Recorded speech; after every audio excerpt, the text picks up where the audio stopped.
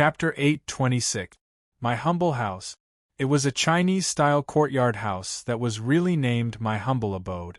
However, a high wall was built outside the courtyard house, enclosing it inside. Otherwise, if this humble house was completely exposed, it would seem out of place with the architectural style of this ancient city. This beautiful ancient city by the harbor, Cartagena. In my humble house, not only was the exterior made in accordance with the courtyard house of the old capital, but even the furnishings inside were also antique. At this moment, a red sports car stopped in front of the tall wall outside my humble house. After the door was knocked open, it slowly drove into my humble house. A slender girl, about 22 or 23 years old, wearing a black short jacket and dyed purple hair, walked out of the sports car. The entrance of my humble house is named Dragon Hall. At this moment, a middle-aged man in his 40s or 50s slowly walked out of Dragon Hall. He was followed by two women in their 30s wearing servant uniforms.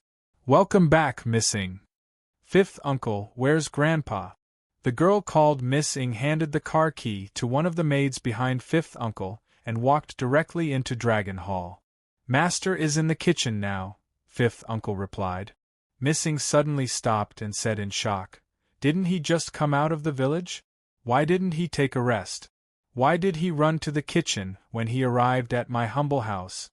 Fifth uncle smiled and said, "It's like this. Master made the best quality dried abalone when he was in the village and brought it all the way out. Now, he's preparing to stew the other ingredients. He's going to make a pot of Buddha jumps over the wall. It's a treat."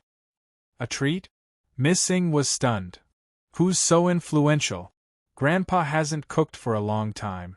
This time, he's making a super troublesome dish like Buddha jumps over the wall? Is it the Fire King or the President? I heard it's a young man." Fifth uncle also showed a puzzled expression. "It seems that eldest young master brought him back personally. He just got off the plane and will arrive at my humble house in about an hour's drive." "Uncle is back?" Miss Ng blinked. "Didn't he go to Brazil? Has he finished his work? It should be no problem." Fifth uncle smiled and said, "Eldest young master did it himself. What else can happen? Miss Ng, shall I get someone to prepare hot water for you?" Miss Ng shook her head. Then, she put her hand behind her waist, pulled out a palm-sized pistol, and handed it to fifth uncle. "I don't need it now. I'll go to the kitchen to see Grandpa. I haven't seen him in months." When Miss Ng came to the kitchen, she found several servants standing outside. She came to the door and asked curiously, "Why are you all standing here?" A servant hurriedly said, "Miss Ng, it was Master who ordered us not to go in. He only left fourth uncle inside, saying that he would do his best to do it himself. Fourth uncle is the head chef of my humble abode. He is fifth uncle's blood brother and has been serving the Song family for several decades." At that moment, Miss Ng was even more surprised. She had never seen her grandfather value a guest so much. Not only did he prepare the most troublesome dishes, but he also only asked seventh uncle to help. Miss Ng frowned and stepped into the kitchen. "Ah, see, is the sea cucumber ready?" "It's ready, master." "Okay. Put it here. I'll cut it later." In front of the counter, Song Tianyu, whose hair was white, was wearing an apron. He was cutting dry bamboo shoots horizontally. He looked so focused that he didn't seem to notice that someone had quietly walked in. Miss Ng gestured for fourth uncle to be silent. She had someone take the prepared sea cucumber from him and walked behind Song Tianyu. Song Tianyu saw a pair of white hands quietly put down the utensils. Then, he withdrew his hands and continued cutting the dry bamboo shoots on the chopping board. Miss Ng blinked. Grandpa was completely planning to play with her. He had clearly noticed it, all right? She stealthily reached out her hand and touched the prepared quail egg beside Song Tianyu. But before she touched it, Song Tianyu quickly waved his hand and knocked the back of Miss Ng's hand with the back of the kitchen knife. "Grandpa, you want to chop me up?" Miss Ng said in pain. "Who told you to eat it?" Song Tianyu turned around and gently knocked on Miss Ying's forehead. Naughty girl, when did you come back? Just now. Miss Ying quickly picked up a quail egg and put it into her mouth. It's almost the new year, so I was busy settling the accounts and collecting some debt. I heard that you were here, so I hurried back. Did things go well? Song Tianyu put down the kitchen knife and started wiping his hands. At the same time, he walked to the stove. It was the kind of stove that was commonly seen in the old villages. It burned firewood and had a strong fire. A steamer was placed on the big pot. Steam spewed out and a fragrant smell spread. Don't worry, Grandpa. Everyone's business is doing well this year. No one is on credit. Miss Ying smiled and said, a few bosses even paid off last year's debts. They also said that they were very grateful to you and that they would like to meet you. There's no need to meet them. Tell them not to send me anything. Song Tianyu lit the fire. We're all descendants of the Yellow Emperor. It's not easy for us to live in a foreign country. If we can help, we'll help. Okay. But if everyone is like this, won't we become dependent on each other? Miss Ying shook her head. Our ancestors said that we don't expect to be repaid for our kindness. Song Tianyu stood up. Besides, we're in a foreign country. If we don't help each other, no one will help us. Okay. I understand, but I can't do it for now. Miss Ying shrugged. Song Tianyu said in amusement, then what can you do? Miss Ying's eyes turned. She suddenly hugged Song Tianyu's arm and said coquettishly, of course, I can eat the Buddha jumps over the wall soup you made. Song Tianyu patted Miss Ying's forehead and said in amusement, this Buddha jumps over the wall soup isn't for you. You've already eaten it. Miss Ying pouted and said, the one you ate when you were 10? How many years ago? Grandpa. The Buddha jumps over the wall soup made by the elders is enough for the Song family. Song Tianyu suddenly said softly, when your uncle was 10, I personally made a meal for him. When you were 10, I also personally made a meal for you. Now it should be his turn. Him? You'll know when you see him. Song Tianyu smiled and said, okay, don't just stand there. Since you're here, help me pick those vegetables. No need. I'm going to take a shower. Niece. The car slowly drove through the streets that retained many ancient buildings. While Luochio was sizing them up with interest, Song Haoran explained some things. The car was specially bulletproof, and the front and back seats were separated. The conversation in the back seat wouldn't be heard by the people in the front seat, so the privacy was quite good. She's my sister's orphan. Song Haoran sighed and said, my father married my mother when he was middle-aged and gave birth to me. Before that, he had a wife. However, my sister and brother-in-law passed away in an accident 15 years ago. Song Ying was only 8 years old at that time. Right, my brother-in-law married into our family. So, Song Ying took our surname. Do you want to meet her? Luochio nodded. Of course. Song Haoran said matter-of-factly, including you, there are only 3 young people in our family. Sooner or later, you'll get to know her. Moreover, after Song Ying graduated, she began to take care of our business in Cartagena. She's doing well, but sometimes she's not steady enough. You're almost the same age, so you're in the same generation. Get to know each other. Boss Luo declined to comment. Is there a Chinatown here? As the car drove through a street, Luochio suddenly asked. And Dad helped build it. Song Haoran smiled and said, Dad is also the honorary president of the Chinese Chamber of Commerce here. He said that he couldn't bear to see our people being bullied by foreigners when doing business outside, so he helped build this street. It's not called Chinatown, but China Street. Can I get off? Luochio suddenly asked. That's not a problem. Song Haoran shrugged and did not ask why. He simply asked Oni to stop the car at the entrance of China Street. Wait here. I'll accompany Luochio in. Okay. Oni nodded and watched the two of them walk into Zhonghua Street. At this time, Luvia had a frown on her face. Looking at her, Oni asked curiously, "What is it?" Luvia said, "Don't you feel that this street seems a bit deserted?" Oni was taken aback and raised his head to look. "Speaking of which, I remember there is a shop selling Chinese snacks here. The taste is quite good, but it doesn't seem to be open today?" Luvia looked over and saw that the door of the shop that Oni mentioned was closed. Some rubbish was piled up in front of the door. It seemed that the shop had not opened for business for some time. There are quite a lot of people here. Relatively speaking, it was a place with more Chinese people. Of course, there might be some Oriental faces, but they came from several other Asian countries. However, for Luocio, it gave him a feeling of returning to China.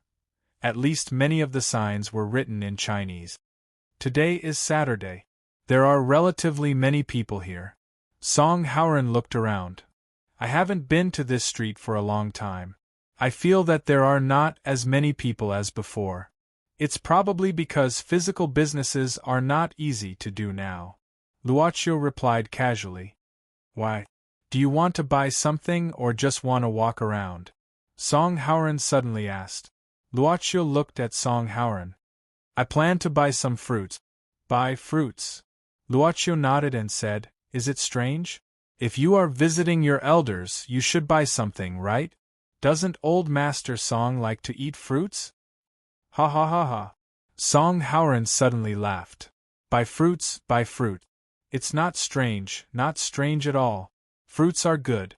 Dad likes to eat them, especially persimmons. Come, I remember there is a fruit shop in front. The fruits they sell are the best in the whole street. Let me take you there." With Song Hauran leading the way, the two quickly came to a fruit shop in the middle of the street. A young man in his 20s was playing with his mobile phone in front of the shop. "Is the boss here?" Song Hauran greeted the young man. The young man seemed to be indifferent. Song Hauran did not mind and shouted again, "Is boss you here? Who are you?" The young man finally reacted. He looked up and said, "Our boss is not here. Why are you looking for him?" "Nothing, old friend.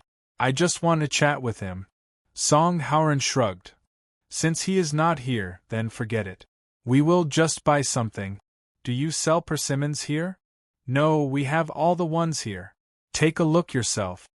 The young man looked down at his mobile phone again, looking absent-minded. Song Hauran looked around the shop and then glanced at Luocio. He picked up an apple and said, "But I want to buy persimmons." "Then there is no choice. Persimmons are not easy to preserve and very few people buy them. We have not restocked in a long time." The young man pointed ahead and said, "There is a new supermarket in front. They have everything. You can go there if you want to buy. But if you don't want to go there, you can take a look around. If you see anything you like, it will be half price." "Half price? That good?" Song Hauran was stunned. "We are selling at a loss. This place is about to close, so we are clearing the place," the young man said helplessly. Song Hauran nodded and said, "Close? Why, I remember that boss you has been running this fruit shop for more than 10 years. Business has always been good. Is he planning to enjoy his life after making money?" "Enjoy his life? In his next life?" The young man shook his head and said, "He can't even afford to pay me this month's salary. He is still helping to wash the dishes in the restaurant in front." "That's not right. What happened?" Song Hauran asked curiously. "Is Boss Yu's business that bad? Also, I remember that the shop next door was Boss Yu's, right? Why is it a ready-made clothing store now?" The young man sighed and said, "Last year? You don't know. Since the first half of this year, the rent on this street has increased by several times. Then, a new supermarket opened. It has everything and is cheaper than ours. All the customers have been snatched away. The boss can't afford the rent, so he can only shrink the shop. But after half a year, business is getting worse and worse. Now, he is losing money." "That's impossible." Song Hauran frowned and said, "I remember that the Zhonghua Street Chamber of Commerce has a rule. The rent here will only increase once every 5 years. Also, it is based on the lowest standard. The increase cannot exceed 5% each time. It has been changed a long time ago. As the young man said that, he looked around and lowered his voice. The Chamber of Commerce has changed a leader. Everything has been changed. Let me tell you, the boss behind the new supermarket is still supported by this leader. His goal is to force us out. Force you out? What's the point of that? You don't understand, right? The young man shrugged and said, I heard that this place is planning to cooperate with the government to plan a new project. So, they want to force us out. If we don't leave, then they will increase the rent and open a supermarket to steal our business. If we can't hold on, then we can only resign ourselves to fate and accept it. In the past few months, many shops have closed. In 2 days we will close here as well. Song Hauran nodded. The things here are not bad. I will come back later. After saying that, Song Hauran patted Luocio's shoulder and walked away from the fruit stall. Luocio did not see any unhappy expression on Song Hauran's face. Instead, his smiling face gave off a dangerous feeling. He suddenly looked at Luocio and said, Guess where I want to go now? The Chamber of Commerce. Luocio thought for a moment and said. Song Hauran smiled and said, Why don't we take a look at the supermarket? Isn't the Chamber of Commerce closer to the answer? Luocio asked back. Chapter 8:27. 1. Luocio followed Song Hauran's footstep. Not long after, they arrived in front of a commercial building. This building was not very high, only 6 floors. On the door, there was a sign that said XX Allied Chamber of Commerce. Song Hauran did not immediately go up. Instead, he wandered around in front of the Chamber of Commerce building. Is the new leader of the Chamber of Commerce your niece? Luocio suddenly asked. Song Hauran shook his head. It's not Song Ying. It's her uncle, that is, my brother-in-law's younger brother. Do you have this kind of feeling? Luocio just smiled and did not speak. Song Hauran said, Speaking of which, you're really amazing. I don't know why, every time I'm with you, I always feel like I have no worries. No matter what I want to say, I don't have to restrain myself. It's really quite relaxing. Luocio looked up at the floor of the commercial building. Maybe it's because I don't give advice to others. If I don't give advice, I won't be able to influence other people's thoughts. However, Song Hauran didn't think so, because he understood that this was because this blood relative who had been stranded outside had a special quality that could make people feel at ease. In the noisy Zhonghua Street, just because he was standing next to Luocio, he felt like he was in an open field. You won't particularly notice his existence, but you won't ignore his existence either. After thinking about it, Song Hauran could only think of a word to describe this nephew of his. Just right. Are we going in now? Luocio looked at the door of the Chamber of Commerce. Through the glass door, one could see that the clerk sitting at the reception of the Chamber of Commerce had been curiously looking at them standing outside the door. No, let's go back to the back door. Song Hauran shook his head and led Luocio to the back alley of the commercial building. What made Luocio curious was that Song Hauran did not go directly to the back door. Instead, he stopped about 5 or 6 meters away. There was also a kick door here. It was a very ordinary iron door. Song Hauran reached out and knocked on the iron door. It was a strange knocking method with a strange pattern, and he only knocked once. After knocking on the door, he stood still and looked at his watch. He continued, This door is called the life door. Do you know why? Luocio shook his head. Song Hauran said indifferently, This building was originally built according to the orientation of the 8 diagrams. Father deliberately left this door behind and named it the Gate of Life. The Gate of Life, the Gate of Life. Luocio reached out and touched the iron door and said slowly, Life represents life. Life represents hope. So the Gate of Life is the Gate of Hope, a gate that gives people hope. Song Hauran's lips moved slightly, then looked up and down at Luocio and nodded. I didn't expect you to be able to understand Father's original intention at the first time. Yes, the gate of life is the meaning of hope. Father left this door behind to give a way out to those who are really in trouble on Zhonghua Street. Song Haoran paused for a moment before continuing. Father always says that a kind person should not bully the heavens.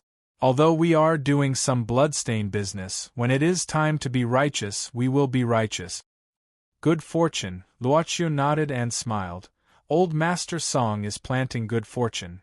Song Haoran was stunned. How do you know Father is a Buddhist?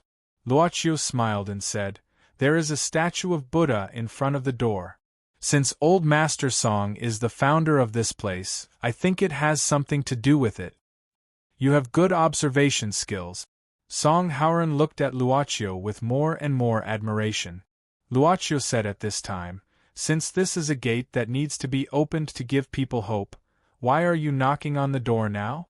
Song Haoran sneered. If I don't knock now, I'm afraid it will never open in the future. I'm here. The door shaft made a squeaking sound.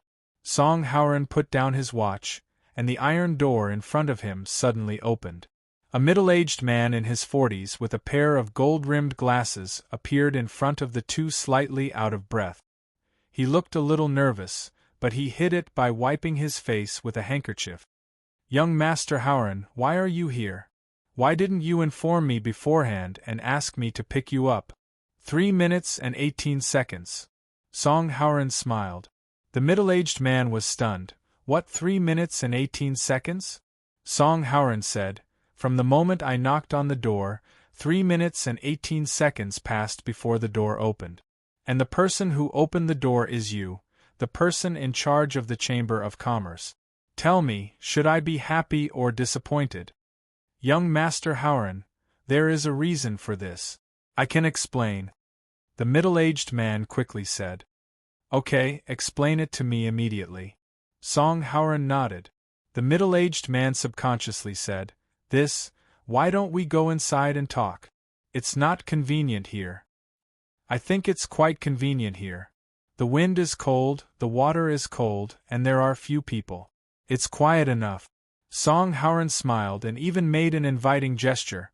President Bai Shuetang, please speak. President Bai Shuetang quickly said, it's like this. The people from the Chamber of Commerce noticed your arrival, but you seemed to have something on and didn't come in. They reported it to me, so I hurried down to pick you up. But at this time, didn't you leave? Then the door of life was knocked on. I thought it might be you who knocked on it, so I ran over to open the door for you. That's why I wasted so much time. Oh, so you're saying that you're blaming me for not informing you beforehand? Song Haoran smiled. I wouldn't dare. I was too slow. President Bai Shuetang repeatedly lowered his head and said, I was too slow. I should train more. Song Haoran smiled in relief and suddenly patted President Bai Shuetang's stomach. Yes, you should train more. After saying that, he walked past Bai Shuetang and walked in.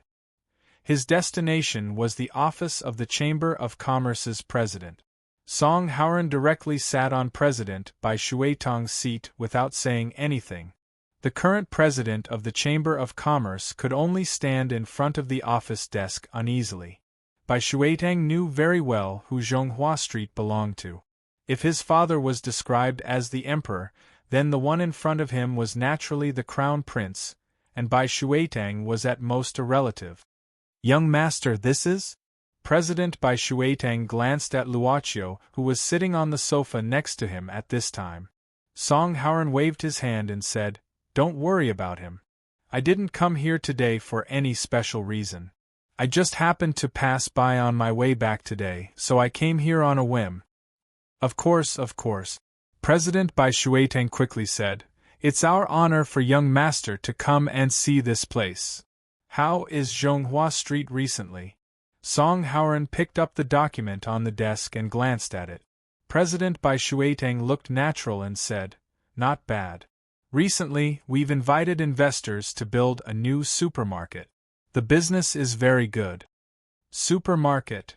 Song Haoran curiously asked. If you build a supermarket here, won't it affect the business of other merchants? Of course not. President Bai Shuetang said. There are many shops in this supermarket. We plan to centralize all the retail businesses outside. This way, not only will it be convenient to manage, but it can also increase the efficiency. Young master, although Zhonghua Street was very prosperous in the past, the various retail shops were too scattered.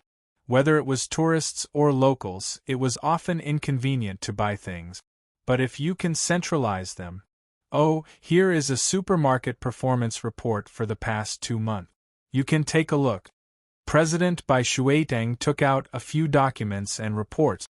You're quite well prepared, aren't you? Song Haoran smiled and looked at it seriously. President Bai Shuiteng said, in fact, it's a coincidence. Miss Ing just came to see the account book today. These are actually prepared for her. I didn't expect to let you see it again. Oh, has Song Ing seen it? Song Haoran nodded, then threw the documents aside. Since she has seen it, then I won't look at it. In fact, Miss Ing also said that there is no problem. President Bai Shuiteng quickly said. Song Haoran suddenly stood up. In fact, there is nothing else. I am in a hurry. You don't have to send me off. I can go by myself. And okay. President Bai Shuiteng quickly opened the office door for Song Haoran. Before going out, Song Haoran suddenly stopped and said, by the way, the axle of the life door is a little rusty. Ask someone to put some oil or something. Otherwise, think about it. Those who come to knock on the life door will hear a squeaking sound every time they open the door. That will be a little scary.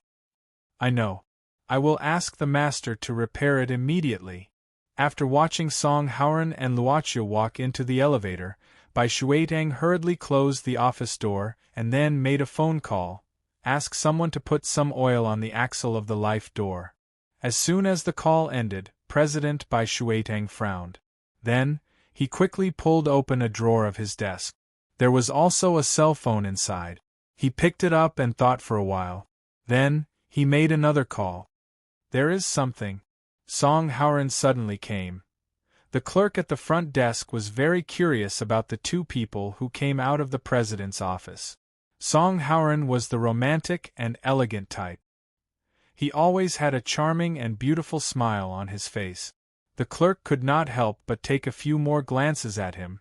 As for the person next to him, he was much more ordinary. He would always inadvertently overlook it, but he would never be able to ignore it. It was like a unique piece of art placed in the room. Song Haoran sincerely put incense in front of the Buddha statue in the lobby of the Chamber of Commerce. Then he lit a few more sticks and sent them to Luoqiu. Whether you believe it or not, it doesn't matter if you worship it. It is for peace of mind.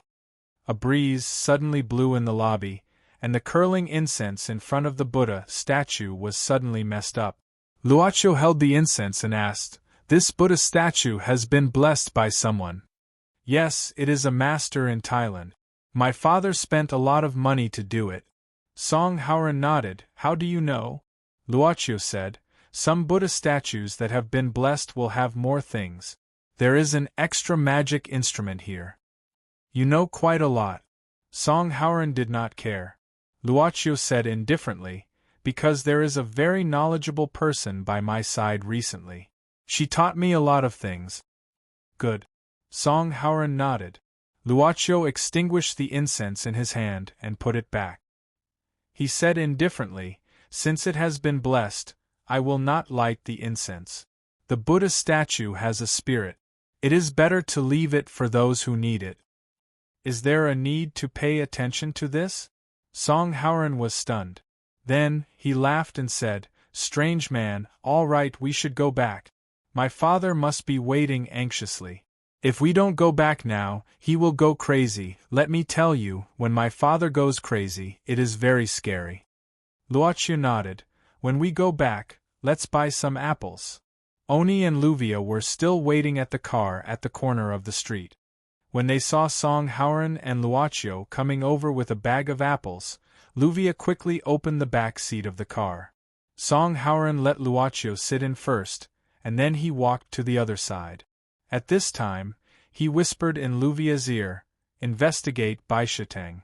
Luvia nodded and followed him into the car as if nothing had happened.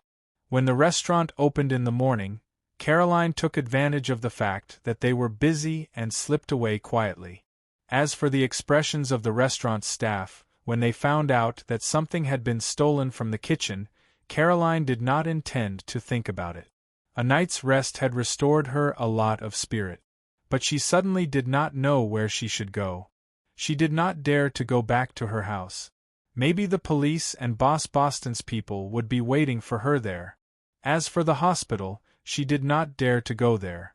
Big cousin and second cousin knew about the matter between her and Lawyer Carlo. Going to the hospital would be like walking into a trap. Her wallet and ID were not with her at this time. She did not even have a coin on her. Originally, she planned to smash the cash register of the restaurant where she was hiding to get some cash, but the cash register obviously had an alarm system. She could not leave the restaurant, so she could only wait for the police to come and take her away. However, being born in the slums, Caroline still had some skills to make a living, except for selling her body. The target was right in front of her, an office worker who was walking while reading the newspaper. It was a worthy target. Caroline's target was the other party's wallet. But she wasn't a professional. She only knew a female thief, who taught her a little stealing skills, and Caroline herself hadn't put in any effort or practice in this area.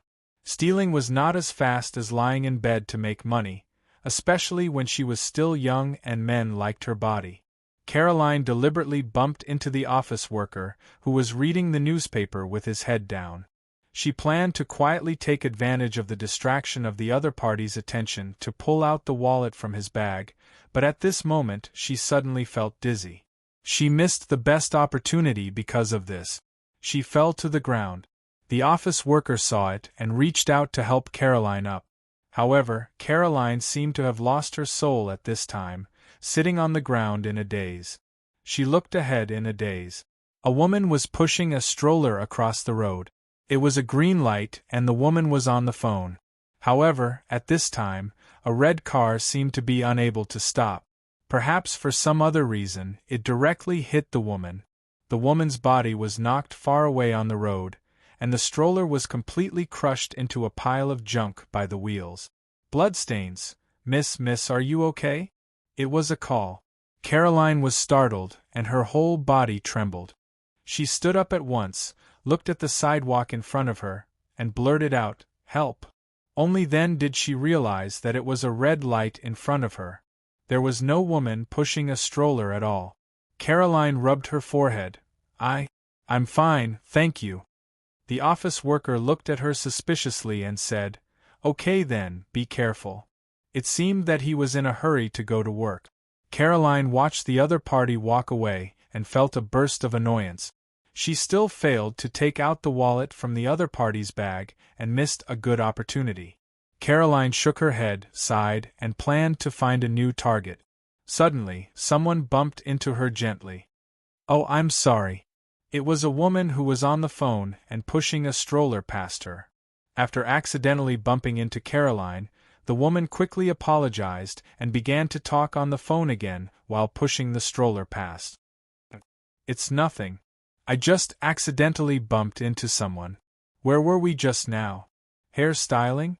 Let me think, do you know a new store? I'm interested." Far away. At the intersection ahead. Chapter 8:28. 1. The green light was counting down, and it would disappear in a few seconds. The driver was probably in a hurry. He estimated that if he didn't speed up, he should be able to pass before the switch. Then, he wouldn't have to stop and start again. 6 seconds, 5 seconds. Very good, just enough time. The driver was in a good mood. 3 seconds later, the driver's eyes suddenly widened, and then his foot slammed on the brakes. A woman came out with a stroller. She couldn't have passed. There were only 2 or 3 seconds left. Was this woman an idiot? She was still on the phone. Such a careless mother. Because of the speed, the car couldn't stop. The driver's eyes widened in despair. However, when he rushed across the sidewalk, he didn't seem to feel that he had hit something. The car finally stopped at the crossroad. The driver quickly got out of the car and looked back. What she saw was the careless mother who was on the phone being held by a young girl who had saved her. "How can you walk?" The driver roared and walked up. He felt that he had to scold a few times to calm down. "I'm so grateful to you. God, I'm so grateful to you. My God." The woman thanked Caroline excitedly in front of her. She held the child in the stroller and kept kissing the child's forehead. "Oh, I'm sorry, baby. Mom won't call when crossing the road in the future. Can you forgive me?" I'm sorry. Caroline looked at her quietly. Why did she reach out to pull the woman? She was still thinking about this question. Why did she see this scene in advance? At the same time, she began to be frightened by this question. She had realized something. Something special seemed to have happened to her. "Miss, please be sure to tell me your name and contact information. The woman was very grateful. Please let me repay you well. Otherwise, I don't know how to forgive my carelessness." Caroline opened her mouth, then thought for a while and said, "Then, can you treat me to breakfast? To be honest, I haven't had breakfast today." Of course, I'd love to." She grabbed Caroline's hand and quickly said, "Whatever you want to eat, it's no problem." The feeling of being thanked. So this is it. People like me also have times like this, to be appreciated. Caroline laughed at herself. This smile looked a little strange to the child's mother. She couldn't help but look at Caroline in confusion. Only then did the child's mother realize that there was a very clear bruise on Caroline's neck, as if someone had strangled her. A circle of blood appeared in Caroline's eyes as if she was wearing special contact lenses. Are you okay?" the child's mother asked subconsciously. Caroline shook her head. Maybe she could think of a reason to deal with it. For example, she was abused by her boyfriend, then escaped, and now she was penniless. Perhaps the child's mother would be more willing to help her a little. If she could get some cash, she could even leave this place temporarily through some pheasant cars. "I'm actually..." Caroline moved her lips and was about to come up with an excuse, but she suddenly swallowed her words and changed her mind. "Sorry, I can't eat breakfast. I have something urgent to attend to." As she spoke, she ignored the child's mother's call and hurriedly ran into the crowd. During the rush hour, the streets were bustling, and Caroline soon disappeared from the mother's sight. The reason why Caroline hurried away was that she saw Arnaud. It seemed that Arnaud passed by in a hurry. The man looked a little evasive and stopped in front of a mobile breakfast car. "Give me a cup of coffee." The salesperson in the car took a look. The man who bought the coffee had obvious bruises on his face. He must have been in a fight or something like that. There were also wounds on his cheek. He probably scraped his skin during the fight or something like that. The salesman didn't care. There were too many people who got injured in fights in this place. "Sir, your coffee. Thank you for 2 reals. He took out a pile of scattered coins from his pocket, picked out 2, and put them directly on the counter. He then took the coffee and left. But he suddenly felt someone patting his shoulder. He turned around in confusion, and his eyes suddenly shrank. "Arnaud, you're okay. It's really you. That's great." Caroline grabbed the man's arm. Perhaps because she was happy, she grabbed it very hard. Caroline looked at the scars on the man's face at this time. "How did you escape from Boston? Did they do anything to you later?" She looked at the scars on Arnaud's face. She didn't know how many times he had been beaten after she left. She felt somewhat apologetic. "The man." Arnold stared blankly for a moment, then quickly said, "I took advantage of the time when they were asleep to sneak out. What about you? Are you okay?" Caroline shook her head. "After they took me out, I found a chance to escape. But I think they won't let me go so easily." Arnaud nodded and said, "Yes, Boston is ruthless. He won't let you go so easily. Have you thought about what to do next?" Caroline said worriedly, "I don't know. Maybe I want to leave here. I'm still thinking of a way. What about you? You finally escape. What are you going to do now?" Arnaud shook his head and said, I haven't thought about it yet. But I should be able to find a place to hide temporarily. Why don't you come with me? Caroline frowned and asked subconsciously, Where? University. We can go to the university to hide, Arnaud quickly said. The university's dormitory. I can temporarily stay with my classmates for a few days. University. Caroline hesitated. Arnaud quickly said, There are many people there, and there are also university guards. Even if it's Boston, he won't dare to mess around. Caroline thought about it and nodded in agreement. That's fine. Passing through rows of luxurious villas, Song Hauran introduced the background of the people living here to Luocio. Basically, they are all descendants of Spanish nobles. Since the middle of the 16th century, this place has been colonized by Spain. This situation lasted for a long time. In fact, Cartagena had once declined. It was not until the decade or two of the last century that it prospered again because of shipping. Luocio listened quietly. My humble abode? The car finally stopped in front of a building surrounded by tall walls. Luocio looked at the plaque hanging in front of the door. Song Hauran smiled and said, This was written by Dad. Do you know why it's called my humble abode? Luocio shook his head. Song Hauran said, In the beginning, this was where we lived. In recent years, Dad moved to another place. Firstly, the environment there is better and more suitable for living. Secondly, it can avoid some unnecessary disturbances. I have lived in this humble abode for about 10 years. Father said that in the beginning, our Song family actually had nothing. The old ancestor was just an honest farmer. He only had a tile-roofed house and 4 bare walls. When winter came, the cold wind couldn't even block it. Have you been there? Song Hauran shook his head and said, I've returned to the country a few times.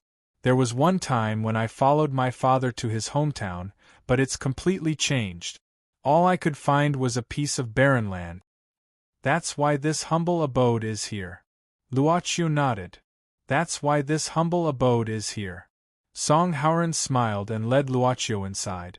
When they passed by the entrance named Dragon Hall, Oni and Luvia had already stopped. The two of them did not go deeper, but a servant came out to greet them. From the looks of it, they were all familiar faces. Luocio met the housekeeper of this humble abode called Fifth Uncle. This middle-aged man had some gray hair. His expression and movements were very strict. His meticulous attitude seemed to faintly carry a hint of British style. Fifth Uncle asked Luocio. After glancing at Luocio's face, his expression was somewhat moved, but he did not say anything. He only became more respectful. Song Hauran said that Fifth Uncle had studied in a school that specialized in training housekeepers. Fifth Uncle, this Mr. Luo is an honored guest of this humble abode. Please greet him first. Song Hauran looked at Luocio and said, Wait for me. Someone will greet you. If you need anything, just tell Fifth Uncle.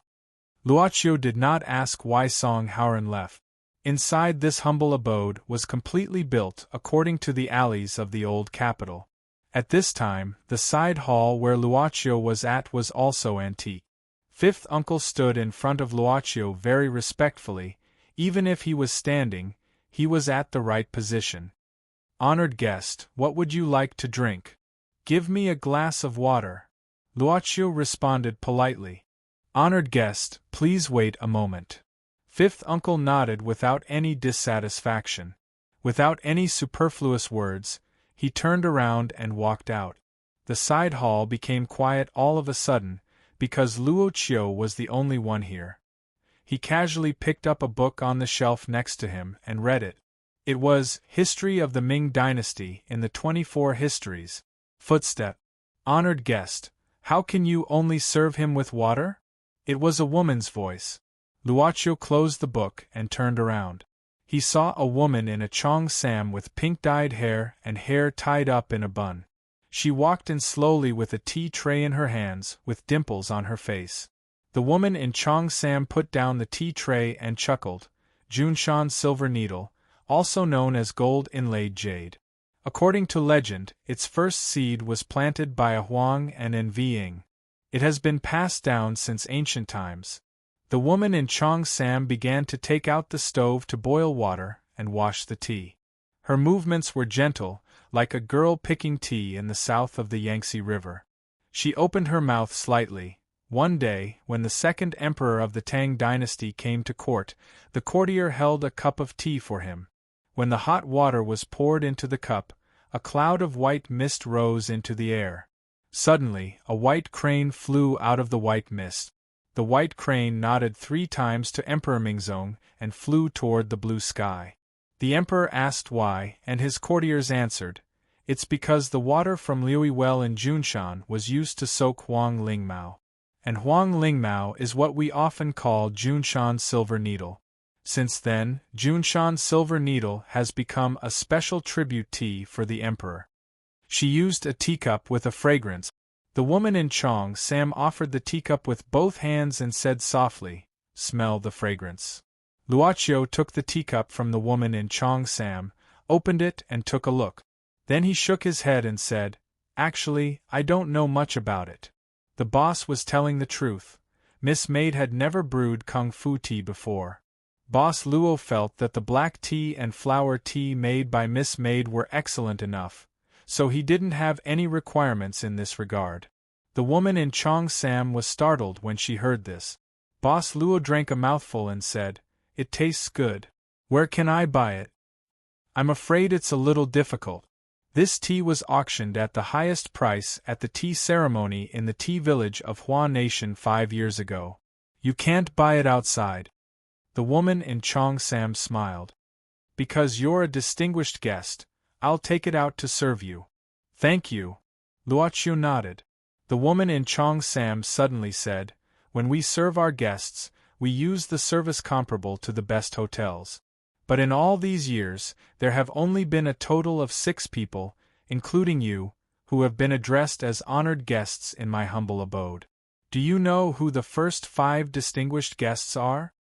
"Of course, they're friends of the owner of this place." Boss Luo thought for a while.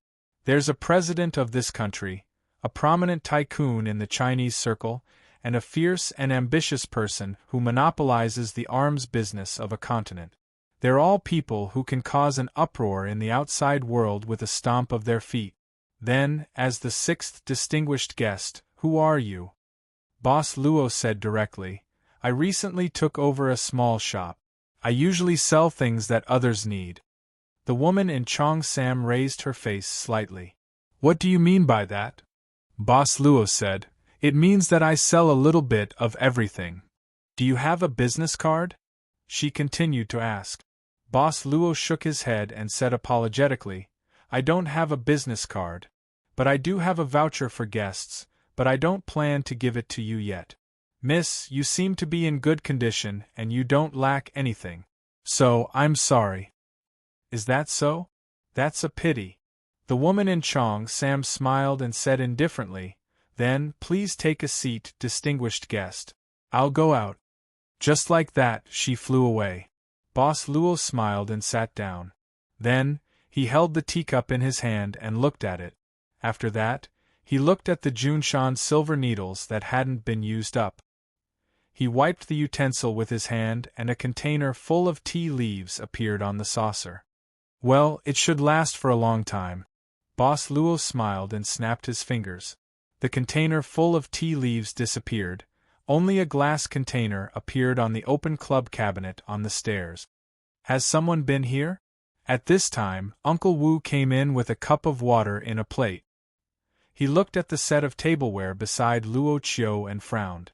He recognized the things in the tableware and had some guesses about the visitor. "Nothing." Luoqiu smiled and said, "Just a lady wants to talk to me." "I'm really sorry, distinguished guest." Uncle Wu hurriedly said, "It's my fault. That lady didn't say or do anything to you, right?" "No."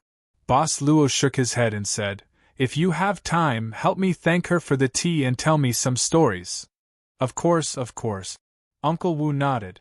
He didn't know why he was nervous.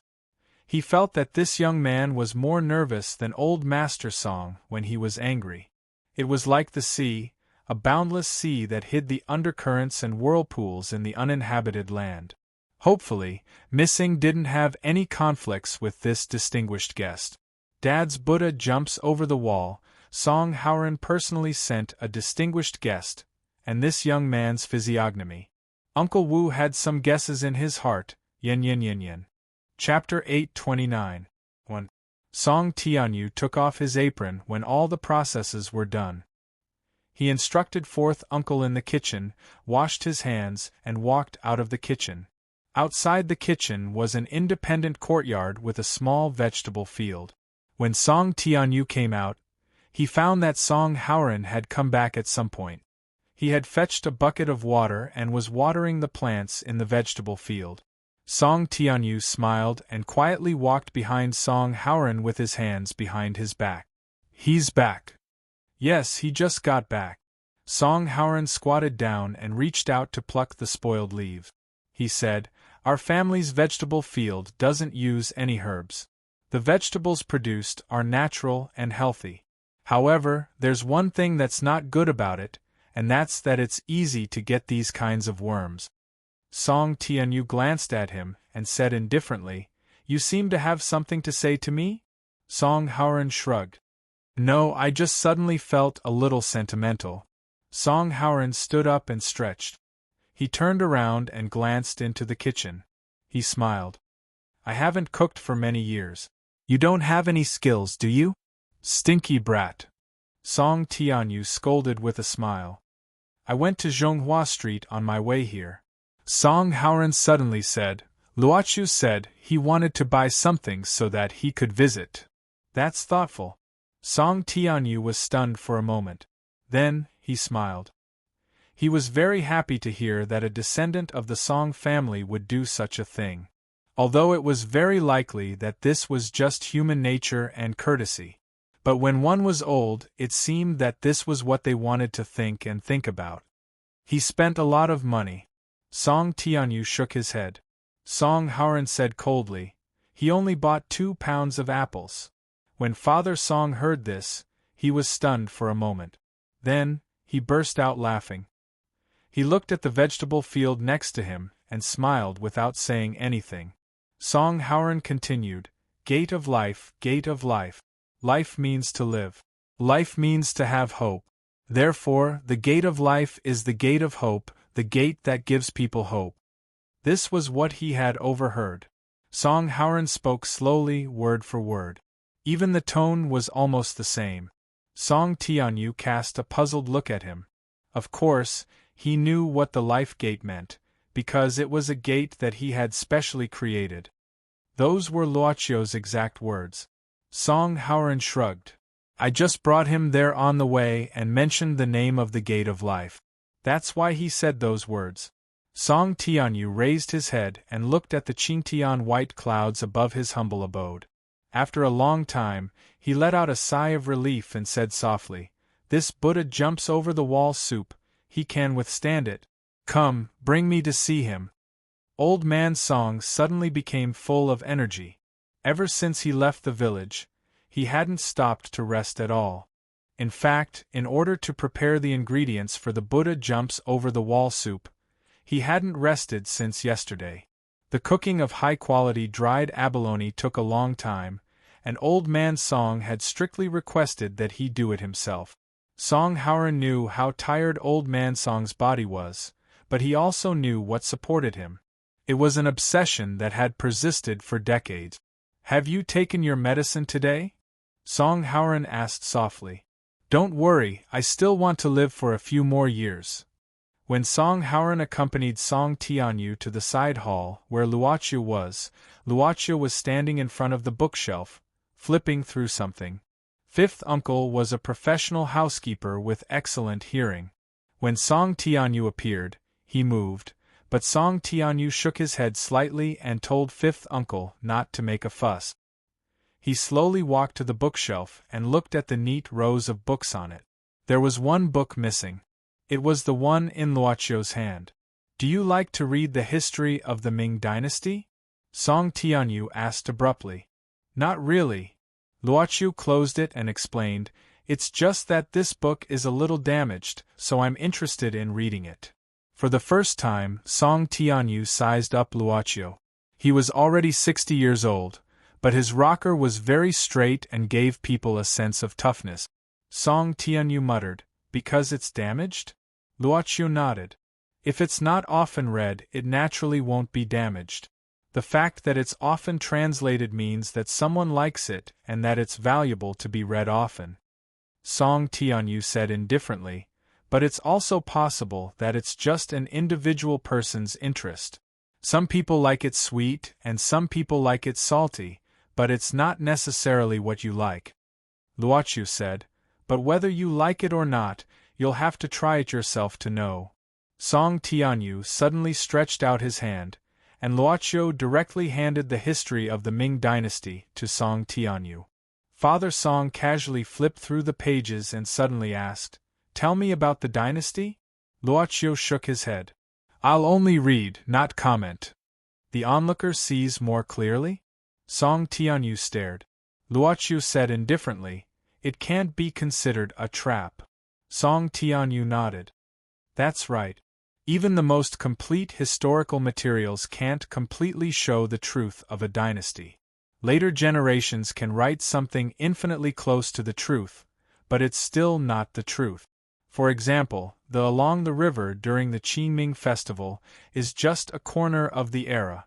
Although it condenses an era, there are always some omissions." He then handed the history of the Ming dynasty to Luoqiu. "Since you like it, I'll give this history of the Ming dynasty to you." Luoqiu put the book back in its original position and said softly, "It won't be complete without one. I have to give the people behind me a chance to read it." Song Tianyu asked, "How old are you this year?" "I'll be 22 after the Lunar New Year." Luoqiu thought for a bit.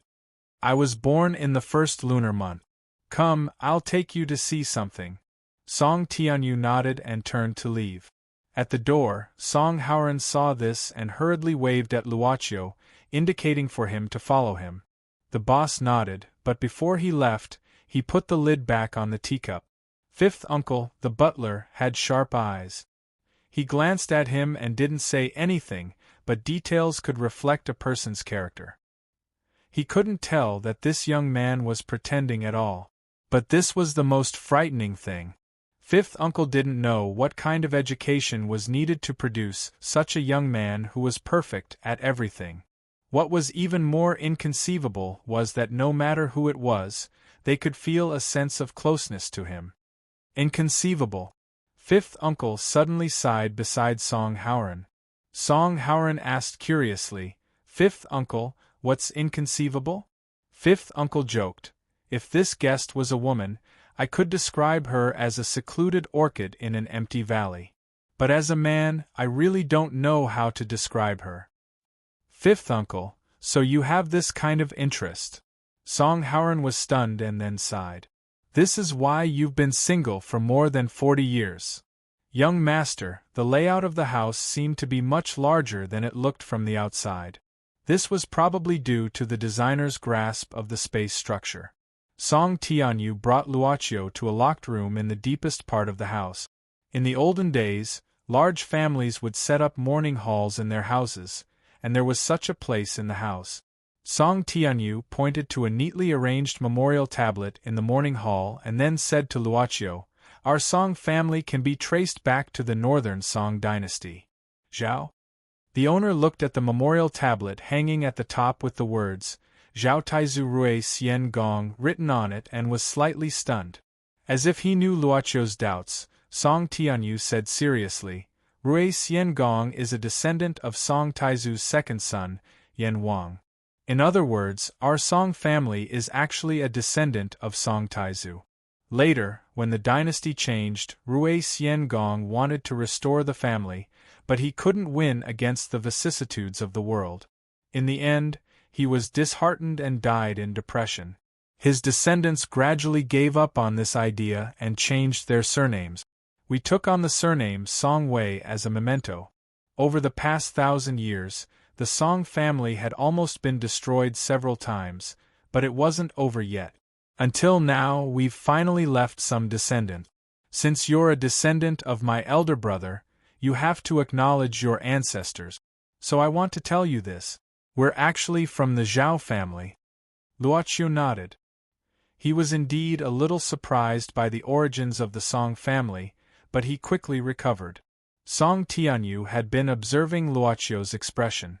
At this time, he nodded and said, "You're very calm, much better than I expected.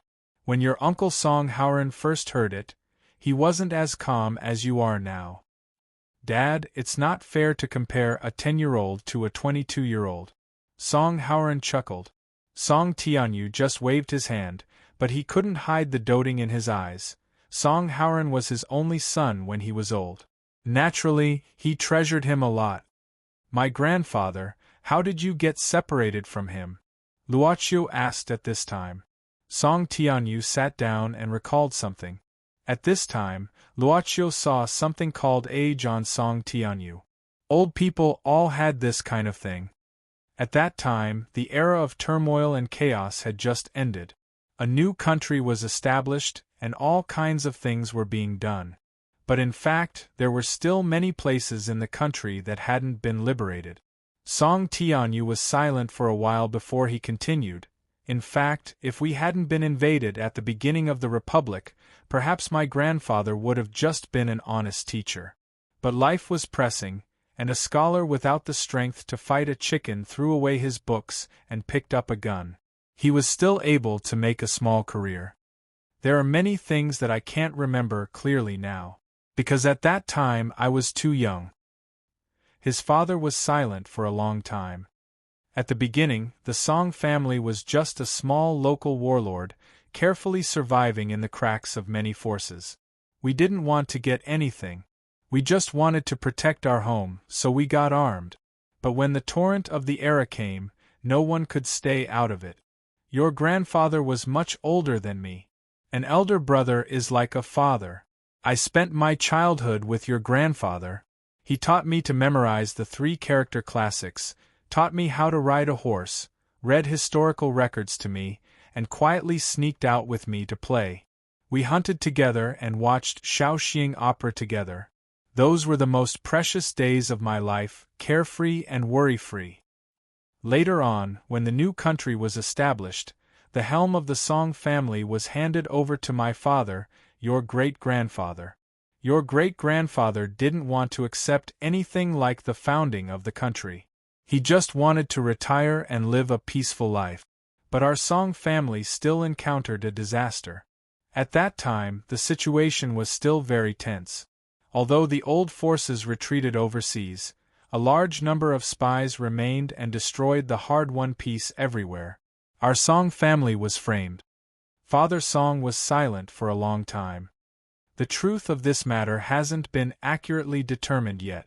The situation was very chaotic at that time. The establishment of a new country meant that many things were overthrown and new things were about to emerge.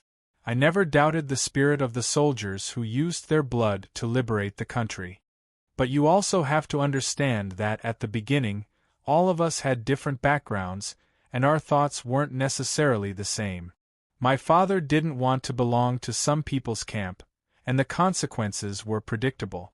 It was winter, and it wasn't long before news of Yunge Chuan's liberation came. Song Tianyu's expression was a little sad. I remember that night a lot of people suddenly came to the house. They all wore black hats and black traditional Chinese gowns. They didn't speak. None of them said a word from beginning to end. I heard gunshots, and not long after, I saw my brother rush into my room covered in blood and pick me up. We kept running, and the people behind us kept chasing us. Father Song closed his eyes. That was the first time in my life that I saw so many dead people and blood. I don't know what war is like, but I saw what death is like. Father Song looked at Luoqiu. Your grandfather tied me to him with a belt to protect me. I saw that he was shot in the shoulder and blood kept flowing. It flowed to my face. There was no other way. He chose to take a few people to lure the men in black away, and then let a few servants protect me as we escaped. We agreed on a place to meet, and he told me to be there or be square. Luocio sighed. You didn't see him. I waited for a long time, a long time. Elder father took a deep breath. Later, under the protection of my servants, I moved to Xiangjiang, then continued south, crossing the ocean to Indonesia. I grew up there. After a few years, I found out some of the truth about what happened back then, but in the dark, a mysterious force came looking for me. I had no choice but to leave again. Father Song sighed. That time, I went even further. Then, I came to this place and met a girl. She was the descendant of a coolie who was sold here to do hard labor. We fell in love, and I took root here. Father Song looked at Luocio, and his heavy heart seemed to relax a little. I made some money over the years, and I also had some power of my own. I secretly went back several times, but I couldn't find any news about my brother. I originally thought that I would never hear any news about him in this life. He suddenly grabbed Luocio's hand. His movements were fast and swift, like a fierce tiger released from its cage, and Luocio couldn't dodge in time. The old man grabbed Luocio's hand tighter and tighter, as if he was afraid that once he let go, he would never want to see him again. Today I found you. Perhaps back then, the old man's brother also held his hand tightly like this. Chapter 830. One in front of the university. After Xiao Bao got out of Lin Feng's car, he quickly said to Lin Feng, "Thank you for sending me here, Brother Feng." Li Feng waved his hand and said, Okay. Hurry up and find your professor. Get the information and come out. I still have to get something for Sir Ma." "Get what?" "Baby products," Lin Feng said helplessly. "Isn't Mrs. Ma pregnant for several months? Officer Ma cherishes the baby so much that he asked someone to buy a lot of baby products for him."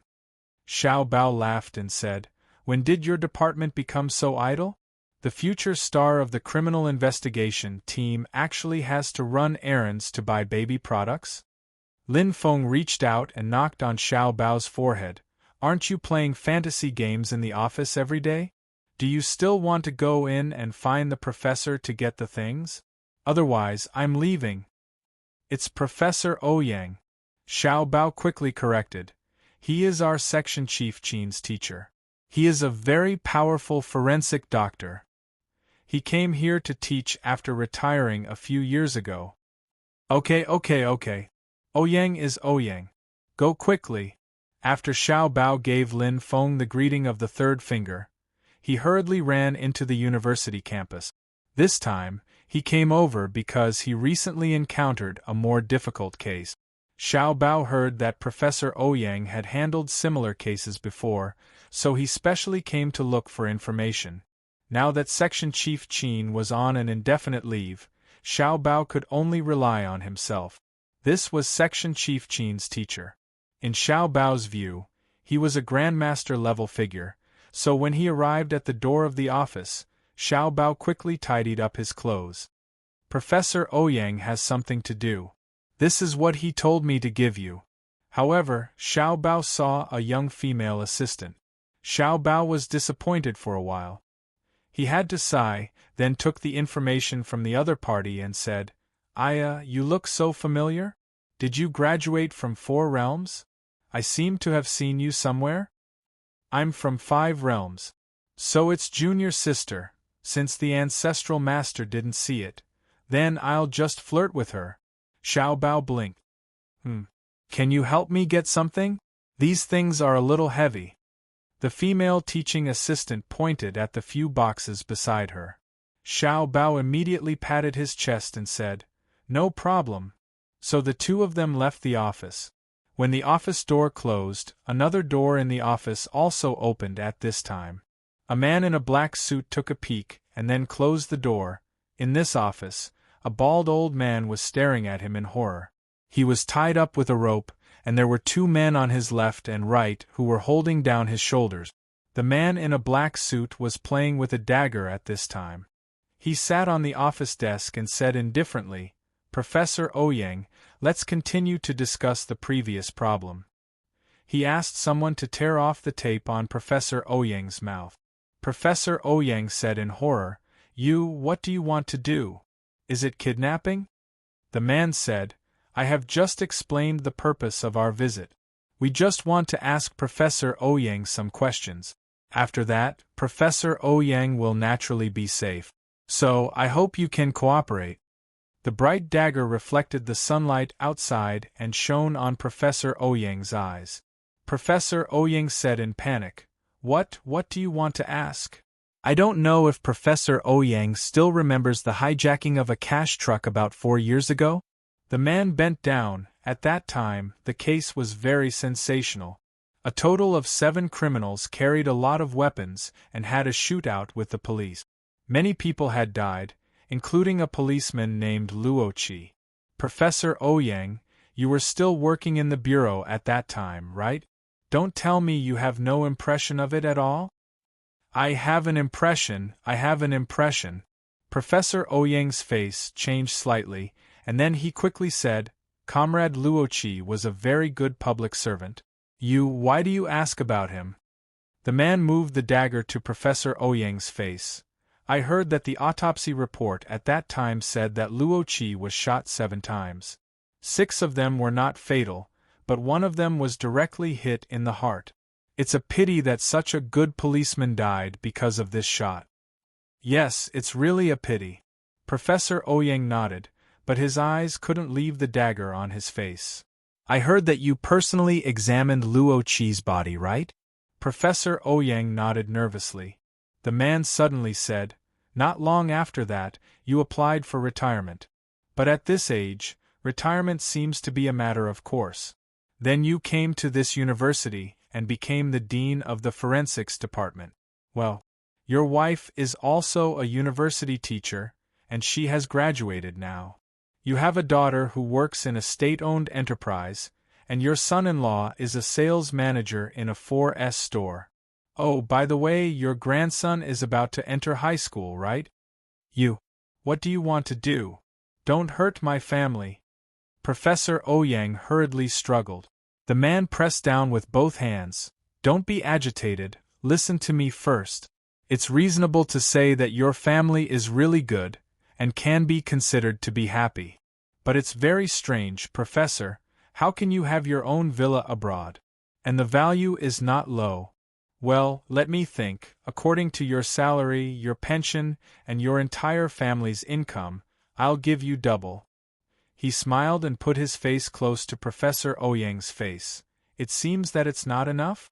Professor, how did you buy it? I don't know what you're talking about. The man sneered. Professor, you're quite smart. At first, the person written on the property was not you. Then, at the beginning of this year, you quietly changed hands. In addition, we found out that you have an account abroad, and there's a lot of money in it. Professor Ouyang's face changed dramatically. The man suddenly grabbed Professor Ouyang's head and slammed it on the office table. Then, he inserted the knife next to his ear and said indifferently, Professor, do you think there'll be a problem if I cut off your ear here? I'll talk. Don't kill me. I'll talk. Professor Ouyang's eyes widened, his face full of horror. It's someone who secretly gave me a large sum of money to change the autopsy report. The bullet that hit Luoqi's heart did not match the guns found at the scene. It's a gunshot wound of unknown origin. The man suddenly grabbed Professor Ouyang's neck. It's a police-made bullet. That person asked me to change it, to the same type of bullet used by the criminals. The bullet was also given to me by that person. Someone gave you money? Who? The man held the professor's head, and did not have the slightest intention of relaxing. This pressure made Professor Ouyang very painful. He said painfully, It's who? I don't know. He didn't tell me who he was. We've never met. We only contacted each other through the phone. But he threatened me. If I didn't do it, he wouldn't be polite to me and my family. I had no choice. Don't kill me. The man pulled out the knife and then stabbed it down, but the moment the knife was stuck on the table, Professor Ouyang's eyes widened and then he stopped moving. The man next to him looked and said, "He fainted. He fainted from fright." "Scoundrel!" The man disdainfully knocked Professor Ouyang's head with the knife, then shook his head and said, "But most heroes die in the hands of scoundrels. Big brother, what should we do with this guy? Can we trust his words? Such a cowardly guy. He can't hide anything." The man picked up Professor Ouyang's phone and checked it.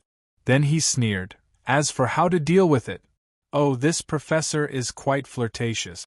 So many pictures of female students in bed. He's a coward and a lecher.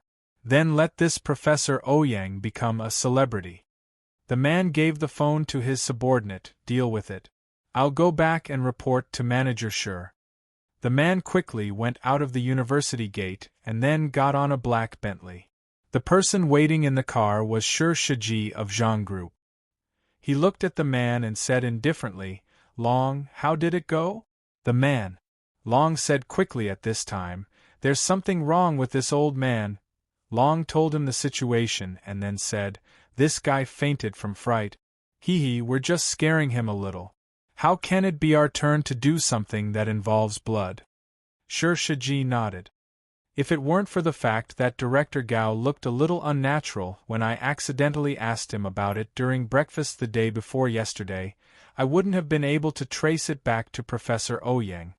Long said, "If it weren't for you, Mr. Shi, who wanted to investigate the cause of Luo Qi's death, we wouldn't have been able to find Professor Ouyang all the way when we looked through the hospital's records and found that the records were deliberately destroyed this year." Shi Shiji said indifferently, "Got the result?" Long speculated, "Luo Qi should have been murdered. When he was fighting with the bandits, he was shot a few times, but he should have been able to be saved. But someone secretly shot him in the back." Professor Ouyang said that it was a bullet from an internal gun in the police force. But with his authoritative forensic report and the chaos at the scene, I'm afraid the truth was covered up by someone in the dark. Shi Shiji frowned. "You're saying that this was done by an internal police force?" Long thought for a while and said, "I can't rule out this possibility, but it could also be an imitation or a lost gun in the police force. It's also possible." Shi Shiji was silent for a while, but said, "The second possibility is very slim. If this was an assassination from the beginning, why would they ask Professor Ouyang to give false testimony after the fact? And they wouldn't use a murder weapon that could easily be traced. I'm guessing that the real killer was improvised at that time." Long, yes. Shi Shiji said seriously, "Go and check on all the police officers who were on duty when this case happened. Several years have passed, and I'm afraid that the people in the dark have destroyed a lot of evidence. It will be very troublesome to trace them. Be careful and don't let go of any possibility. I'm going back to the old lady now. Don't worry, investigation is my strong suit." Long smiled slightly. Shi Shiji said indifferently, "The ace investigator in the army, of course I believe in you. Go back to the company and get some compensation for your hard work. Let your brother do his job well." "Thank you, Boss Shi." Luoqiu had a lot of experience in dealing with crying people. Father Song's sadness had been buried for decades, and it was better to let it go. So, letting him cry well and untie the knot in his heart was the best way. He didn't intend to persuade the old man, and Song Haoran didn't intend to comfort his father either. As for the butler, Uncle Wu, he probably had the same plan. Song Tianyou's crying started to die down, and then he sighed and finally calmed down. At that moment, Luoqiu handed him a handkerchief. Song Tianyou stared blankly for a moment before taking it and wiping away his tears. He then smiled awkwardly. "Very few young people carry handkerchief." Luoqiu smiled. "Probably because I'm more old-fashioned, and using a handkerchief isn't as wasteful and is more environmentally friendly. A gentleman's words are gentle like jade." Father Song smiled slightly and suddenly said, "Can you give me this handkerchief?" Luoqiu nodded. Father Song then said, "Go to the front and light a few incense sticks. Consider it a greeting to your ancestors." Luoqiu readily complied. Only then did Father Song say, "It's about time, let's go eat." Apart from filling one's stomach, eating also had the meaning of gathering. This was a way for people to communicate with each other. A square table, a small hall, 3 people and 4 stools.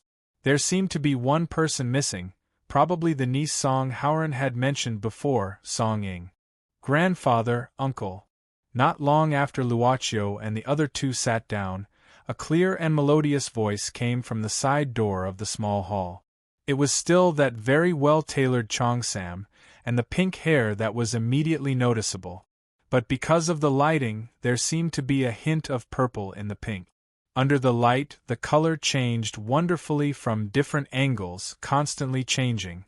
Father Song pointed at the Cheongsam girl and said, "This is Song Ying, my niece. This is Luochio." Song Tianyu slowly exhaled.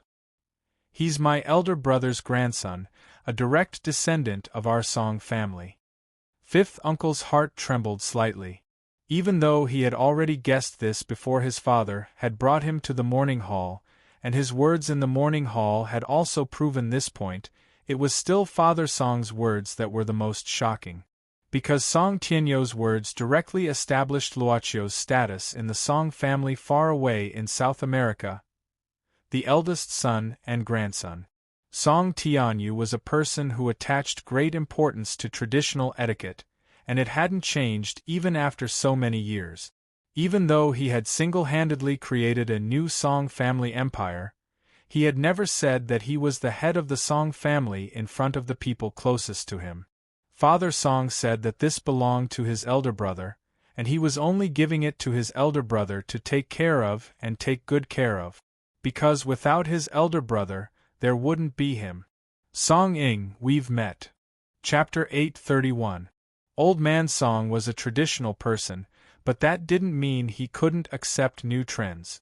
An old-fashioned parent would find it hard to accept his child dyeing Song Ying's hair color. She even dyed her slender eyebrows the same color. You met? When? Old Man Song was very curious about the meeting between Song Ying and Luochio. Song Ying sat down. There were only 4 stools at the square table, but there were 5 sets of bowls and chopsticks. Song Ying's stool was arranged to the right of Luochio, while Song Howren's was to the left of Luochio. Of course, the square table was spacious enough that it wasn't crowded at all. After Song Ying sat down, she said calmly, "I heard that a distinguished guest came to my humble home, so I took some tea leaves from grandfather to greet him." Luochio smiled and said, "Miss Song also told me the story of Junshan's silver needle." "Is that so?" Old Man Song chuckled and looked at Luochio. "Don't judge this child by her appearance, she's quite good at brewing tea. It's a pity that some people don't know how to appreciate it." Song Ying smiled faintly. Luochio wasn't angry. He really didn't know how to appreciate it. Secondly, although this Miss Song was a bit confrontational, it was much better than a certain Shinryu who opened a pet hospital who wanted to use force on their first meeting. "Yes, it's a bit of a waste." Luochio nodded. "I don't know how to taste it, but I feel that the taste is okay. Also, when Miss Song made the tea, it was very pleasing to the eye." "Thank you." Song Ying thanked him graciously and smiled. "Then I'll take it as a compliment." Song Howren could easily sense the hostility in Song Ying's eyes. He awkwardly looked back and forth between Luochio and Song Ying, then helplessly looked at Old Man Song. The palm of the hand was flesh, and the back of the hand was flesh. Although Luochio was a direct descendant of the Song family, he doted on his late sister's child from the bottom of his heart. Originally, Song Howren wasn't much older than Song Ying. Although they were uncle and niece in terms of seniority, the way they interacted with each other was more like a sibling relationship. Old Man Song chuckled and looked at Luochio. "Luochio, do you think little Ying is pretty?" Luochio thought for a while and said casually, "Miss Ying should be a beauty that meets the public's aesthetic standards." Old Man Song narrowed his eyes and said, "I'm asking you." Luochio looked at Song Ying. In the black and white world, the ball of spiritual light that hid the radiance of life was constantly changing. Luochio said softly, "It's very special." It emits a kind of captivating brilliance. Song Howren's mouth gaped open, as if this was the first time he was meeting Luocio. Song Ying frowned. She felt that under Luocio's gaze, she subconsciously wanted to find a place to hide. But she suddenly felt uneasy. Old Man Song's questions were too sensitive. Almost anyone could see that Old Man Song was plotting something in his heart. So you like her? Old Man Song's eyes lit up, and he immediately followed up with another question. Song Ying suddenly became nervous, but she didn't show it. At the same time, she focused on her hearing. I like beautiful things, Luocio said softly, but it's not the love between men and women. You won't have a girlfriend. Song Howren subconsciously rubbed the space between his eyebrows. Old Man Song nodded and said, everyone has the heart to love beauty. Appreciating beauty is a good thing. It's getting late. Old Five served the dishes. Yes, master. Fifth Uncle clapped his hands a few times. Then, a group of maids lined up on the left and right. Each of them held a different dish in their hands and served it. Fifth Uncle introduced each dish. Ham and bamboo shoot soup. It's made with the best Jinhua ham and dried bamboo shoot. The soup base is made with old hen, cabbage, dried scallops, and old ginseng. The fire is sweet and mellow, while the dried bamboo shoots are fresh. The Tang Tu Song art also says, ginseng alone earns a good name, its blood can be rejuvenated. The concentrated juice of ginseng should be known as a great strength. This is eggplant.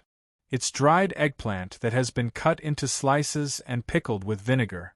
Then, it's paired with various kinds of chicken fur, shiitake mushrooms, and other 7 kinds of fungi, spiced dried tofu, winter bamboo shoots, and dried fruit. Mixed with sesame oil and seasoning, eggplant is salty and fresh. It has a rich wine aroma, a slight sweetness, and a brilliant color. In addition, this dish comes from Story of the Stone. When Granny Lu visited the Grandview Garden, it was the most detailed dish. It took more than 10 minutes for the 9 dishes to be introduced one by one. This was probably the necessary preparation before enjoying the delicious food. The Song family seemed to have already gotten used to this tradition. At this moment, Luocio couldn't help but think of Renziling. If she was here, she probably wouldn't care so much and would directly stuff a mouthful of the dish into her mouth. When the last dish was served, Father Song suddenly stood up. He personally took a jar from a servant and placed it in the center of the square table. He looked at Luocio and said, Buddha jumps over the wall. There are exactly 10 dishes, and it means perfection. Luocio nodded. At this moment, Song Howren said, Luocio, do you know that the people of our Song family must eat the Buddha jumps over the wall made by the elders themselves? Luocio asked curiously, is it an ancestral rule? Father Song nodded and said, let me tell you a story. In the Ming dynasty there was a family with 4 bare walls. Only the mother and son depended on each other for survival. His mother worked as a helper in a restaurant, pouring tea for the customers. Because of their poverty, the child never enjoyed anything and was often bullied. On the day of the child's 10th birthday, the mother came back very late. However, when she came back, she brought back a jar of Buddha jumps over the wall made with all kinds of expensive ingredients. How do you think this child's mother managed to get her hands on these precious ingredients? Luocio thought for a moment and said, restaurant? Was it leftovers? Father Song nodded. That's right, it was leftovers. That day, a rich family held an extremely luxurious birthday celebration for the old man. However, there were many leftovers on each table. Thus, the mother took a little from each table, put it in a jar, and brought it home. Father Song kept looking at Luocio's expression. The mother didn't hide the origin of this jar of Buddha jumps over the wall. She told the child, when these dishes were made, the chef tasted them, so the first person to eat them was actually the one who ate the leftovers. You're no different from other people's children. You're also a rich person. Later on, the child obtained scholarly honors and his family gradually developed. Later on, he set a family rule. That is, no matter how poor or rich the next generation is, the elders must personally make Buddha jumps over the wall for their descendants. Do you know why? Luoqiu said, Is it to reminisce about the past? Father Song shook his head and said seriously, It's to let the younger generation know that we will give them the best. No matter how this thing came about, it's what we gave it to them. We did our best to give it to them. I've eaten it, your grandfather has eaten it, Howren has eaten it, and Song Ing has eaten it. Everyone in the Song family has eaten it. Only you and your father haven't eaten it. With that said, Song Tianyu stood up and silently picked up the 5th set of bowls and chopstick. Then, he scooped a spoonful into his bowl and placed it next to Luoqiu. Then, he scooped a spoonful into Luoqiu's bowl. Today, I'll personally make it for you. You eat it with him. Luoqiu nodded. He picked up the bowl and tasted it before closing his eyes. The feelings poured into it easily melted in his taste buds. Perhaps it was because of Father Song's story, or perhaps it was because there was an extra bowl next to him. As the mellow and rich soup slid down, the memories brought by the taste also flashed through his mind. The mother and son from a distant time and space seemed to appear in front of him. Under the dim yellow candlelight, the mother personally scooped out a bowl of Buddha jumps over the wall in front of the wooden table.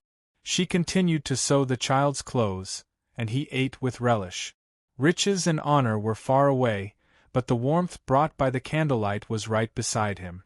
Luoqiu suddenly understood how his grandfather felt when he lured Song Tianyu's enemies away. He also understood Father Song's persistence in finding his family for decades. This was a kind of inheritance. For hundreds of years, generation after generation had condensed the spirit of Buddha jumps over the wall. The previous generation left an imprint on the next generation through the taste. To give you the best. A very heartwarming taste. Luoqiu put down the bowl and smiled. At the same time, a drop of tear fell from his eyes. A cold home is not cold. The clothes and the bedding are all new. I don't know if you're used to it. Let's live here first. After the meal, Father Song left early. He had worked hard for 2 days to prepare tonight's meal. For someone his age, it was quite unbearable, so he went to bed early. Perhaps he still needed a quiet and private space to calm himself down. Song Howren brought Luoqiu to a unique room. Then, he stretched and said, I'm also tired. Let's call it a day. Rest well. Someone will take you around this place early in the morning. Luoqiu nodded and passed the time in the room by himself. He sat in front of the desk and flipped open a book that Father Song asked fifth uncle to send over. Although it was called a book, it was actually only a few pages. The recipe of Buddha jumps over the wall that he ate tonight was said to have been passed down from the ancestors. Every member of the Song family had to learn how to make this dish. This was the only copy that had been passed down from generation to generation. The writing was already a little blurry. Luoqiu thought for a while, then took out a pen and paper and slowly copied it down. Not long after, there was a sudden knock on the door. After Luoqiu put away the newly copied recipe, he opened the door and saw Song Ing. Miss Song, is there anything else you want to talk to me about? She wasn't wearing the qipao that outlined her curve. Her hair was casually draped behind her back, and there was the fragrance of a shower. She was wearing a denim skirt and a short-sleeved shirt, looking cool. At this moment, she was leaning against the door of Luoqiu's room. When she saw Luoqiu open the door and come out, she sized him up and said indifferently, "You're quite good at acting. Where are you?" Song Ing sneered. "My grandfather is a very sentimental person, especially towards his relatives. However, don't think that you can do whatever you want in the Song family and get any benefits just because you casually say a few nice words, cry a few tears, and pretend to be obedient in front of my grandfather. Don't worry, I'm not interested in the Song family's wealth."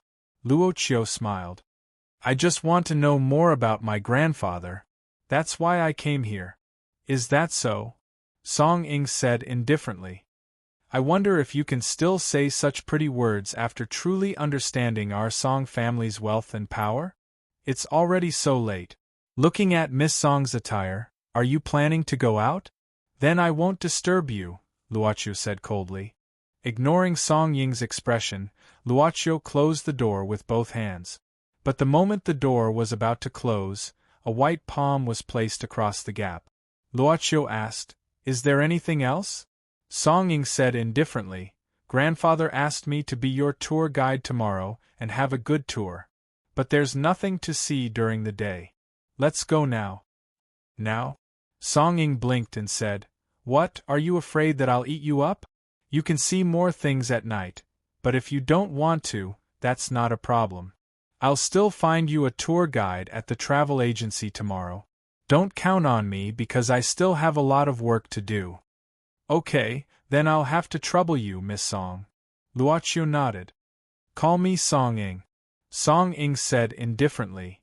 "No matter what, you have the Song family's blood flowing in your body. My grandfather won't like it if you call me that." "Then where are we going?" Luochu smiled. "Follow me." Song Haoran had just finished showering when the butler, Uncle Wu, knocked on the door and entered. Song Haoran put on a towel and sat down. At the same time, he poured himself a glass of tequila. "Uncle Wu, what's the matter?" "Eldest young master, Miss Ying just left with young Master Chiu." "Xiaoying?" Song Haoran was startled. Then, he frowned. "Does father know?" Uncle Wu shook his head and said, "Master has been tired for 2 days. He fell asleep after returning to his room. I didn't wake him up. However, I've already called a group of people to follow them. There shouldn't be any problems." Song Haoran shook the glass in his hand and sighed. "I'm not afraid of any danger.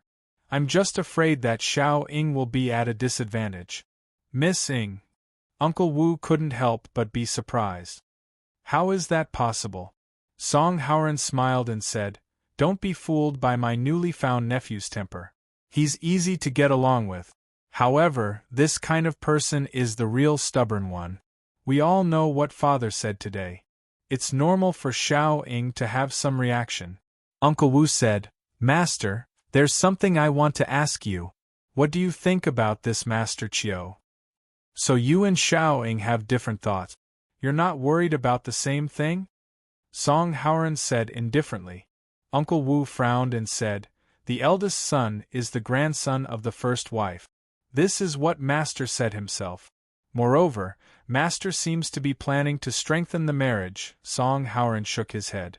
He looked at the swirls of the tequila in his glass and said indifferently, Song Haoran, don't tell me that without this Song family property, there's no way to build another Song family?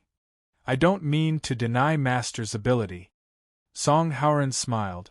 Then, he looked at the night sky outside the window. Life is still a little challenging. Besides, he might not think much of the Song family. Not think much of? Uncle Wu was stunned. The Song family is... It's probably a kind of intuition.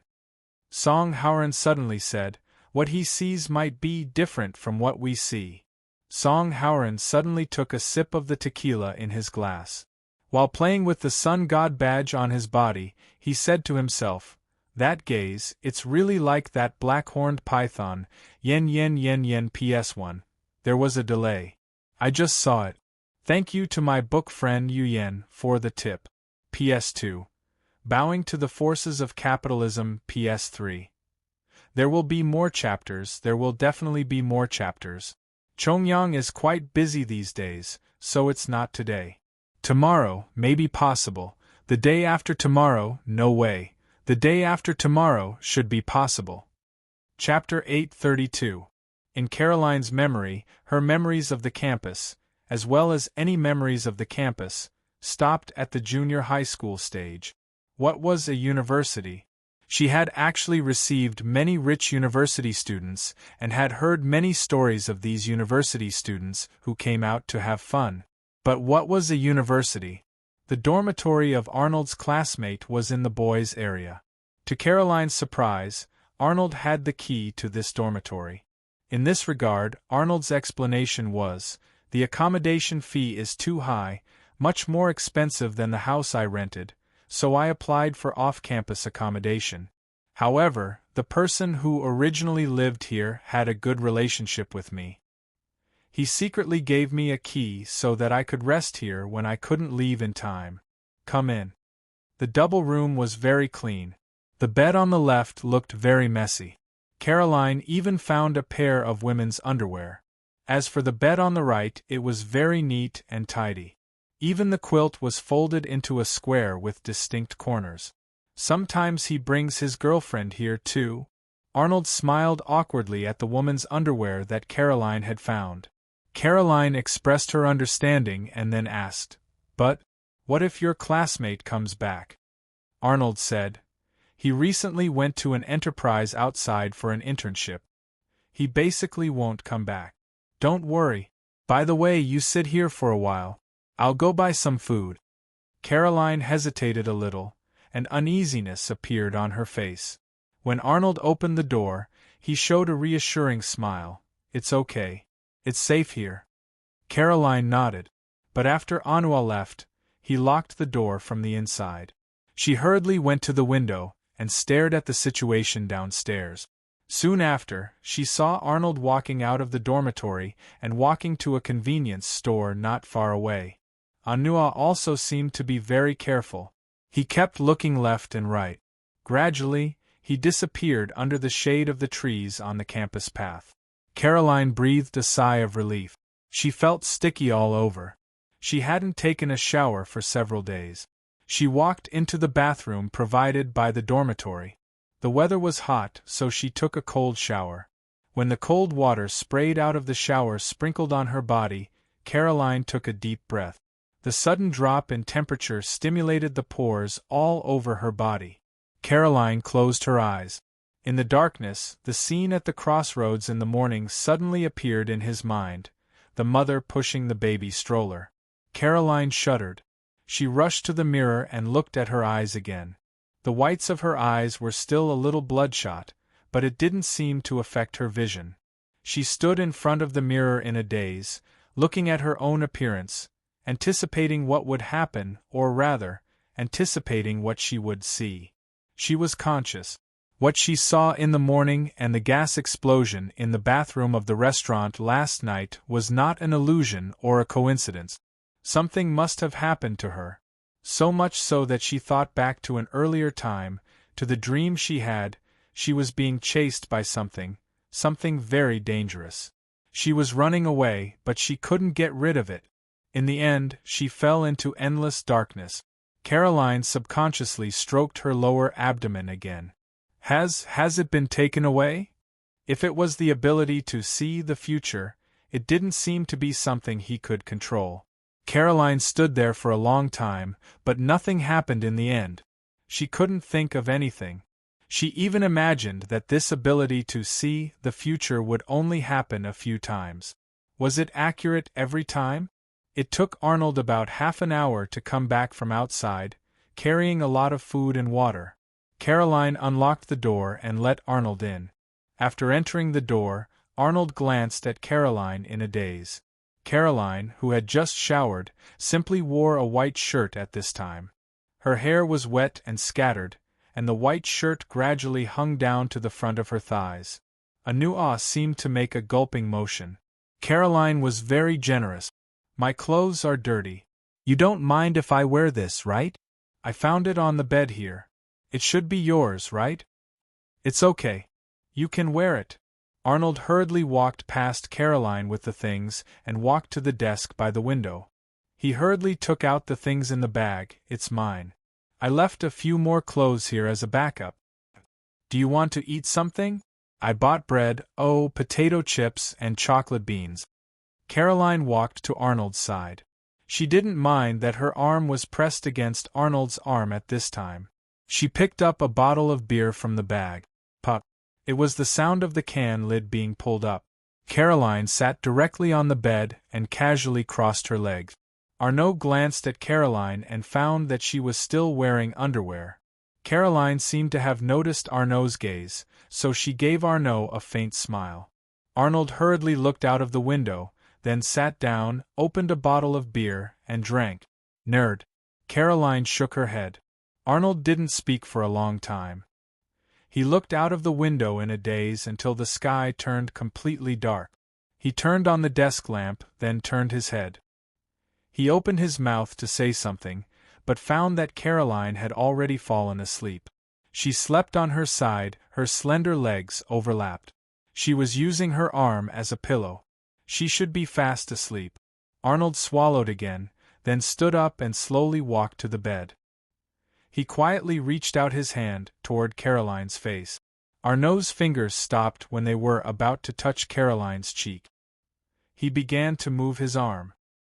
His fingers slid down along the curve of Caroline's body. He didn't really touch her, just an illusion of 1 or 2 centimeters away. Caroline suddenly moved and turned around. Arnold retracted his hand like lightning. He was relieved to find that the other party had just changed her sleeping position. He let out a long sigh, then pulled out the quilt and covered Caroline's body. Arnold then sat down at the table.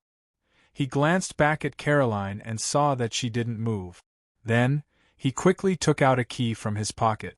He unlocked the desk drawer, then reached out to take out something from his clothes and put it directly into the drawer. He quickly locked the drawer again and put away the key. He glanced at Caroline again, but she still didn't move. Arnold then lay down on the desk. Not long after, he fell asleep. In her deep sleep, Caroline suddenly showed a trace of pain. Her fingers grasped the bedsheets tightly, and fine beads of sweat oozed out of her forehead. It was still the same dream. Under the light, the tattooed man, the Boston boss, and the rest, they were frantically stuffing something into their mouths. She struggled frantically, struggled, it was very painful. In the end, Caroline stopped struggling. Her whole body went limp. In the end, there was no movement. It seemed that she had died, the roaring sound of an engine could be heard. From one end of the long road to the other, it was like a long lens that had been crossed in an instant. The speed of the red Hennessy Viper GT had conquered the road in an instant, causing the cars on the road to shrink back one after another. Son of a bitch, a red Viper GT! Who is that?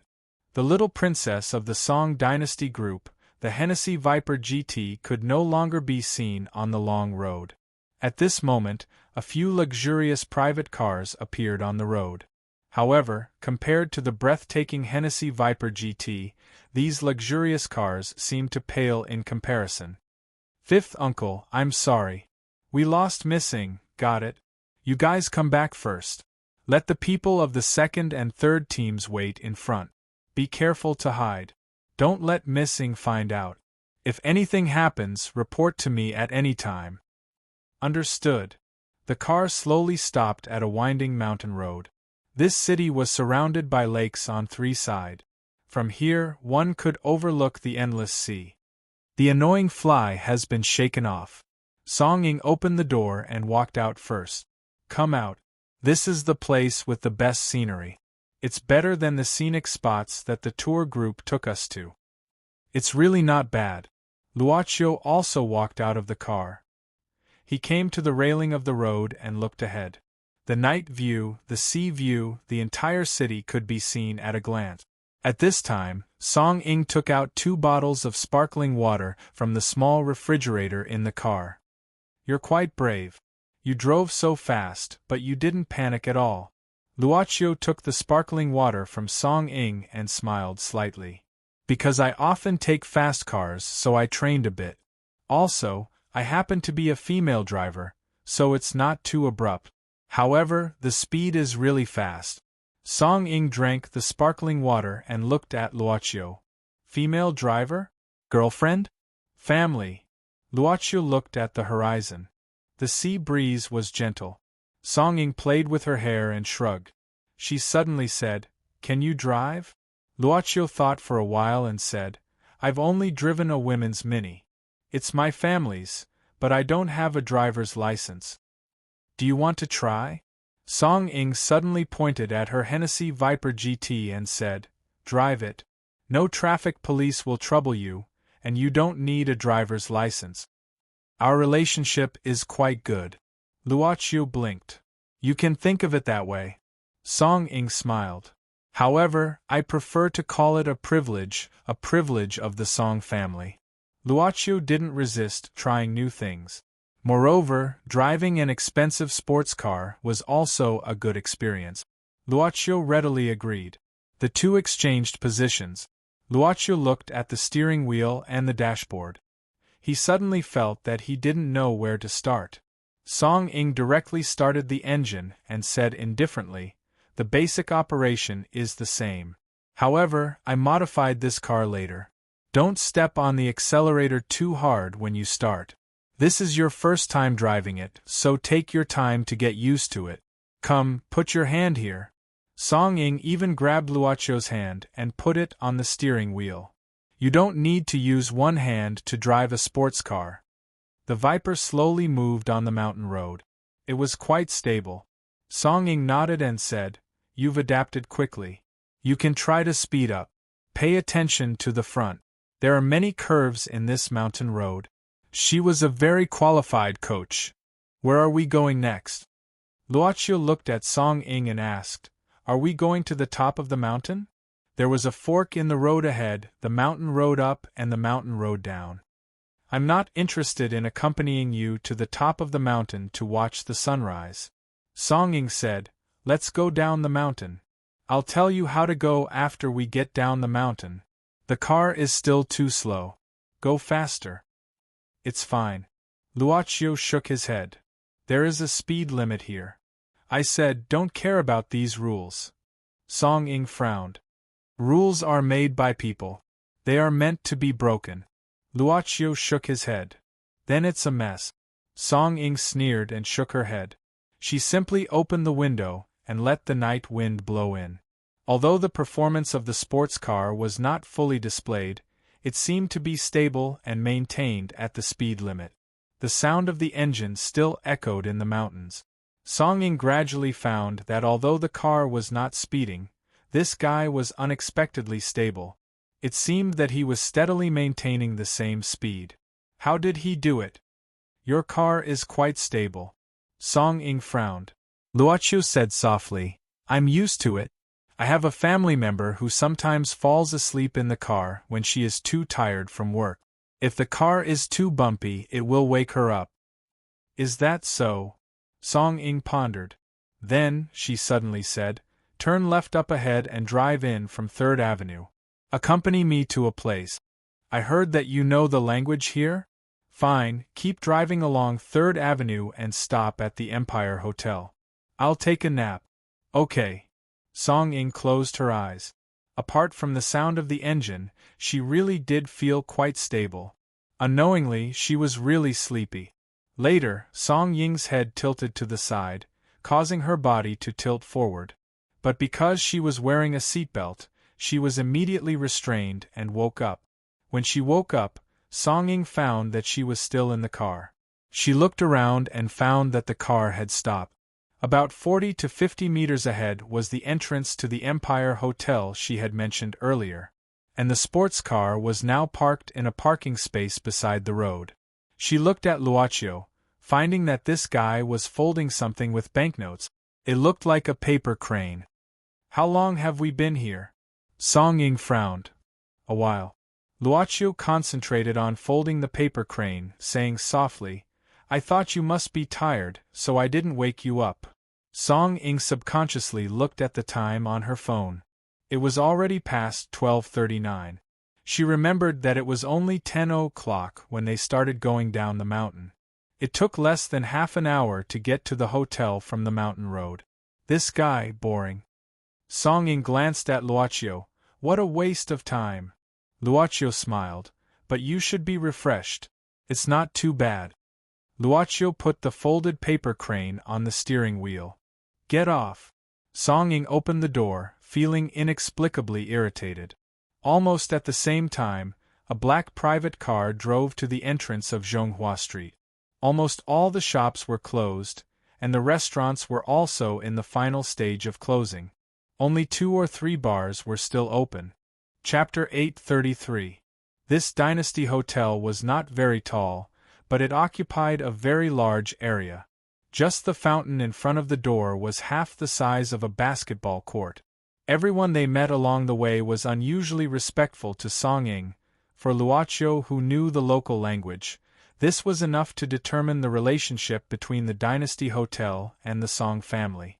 This hotel is a chain hotel under the Song dynasty group. This is the headquarters, Song Ying said indifferently. Song dynasty. You should know from the name. This is the Song family's business. You plan to show me around the Song family's business? Luoqiu looked around. Even though it was late at night, there were still many cars coming in and out.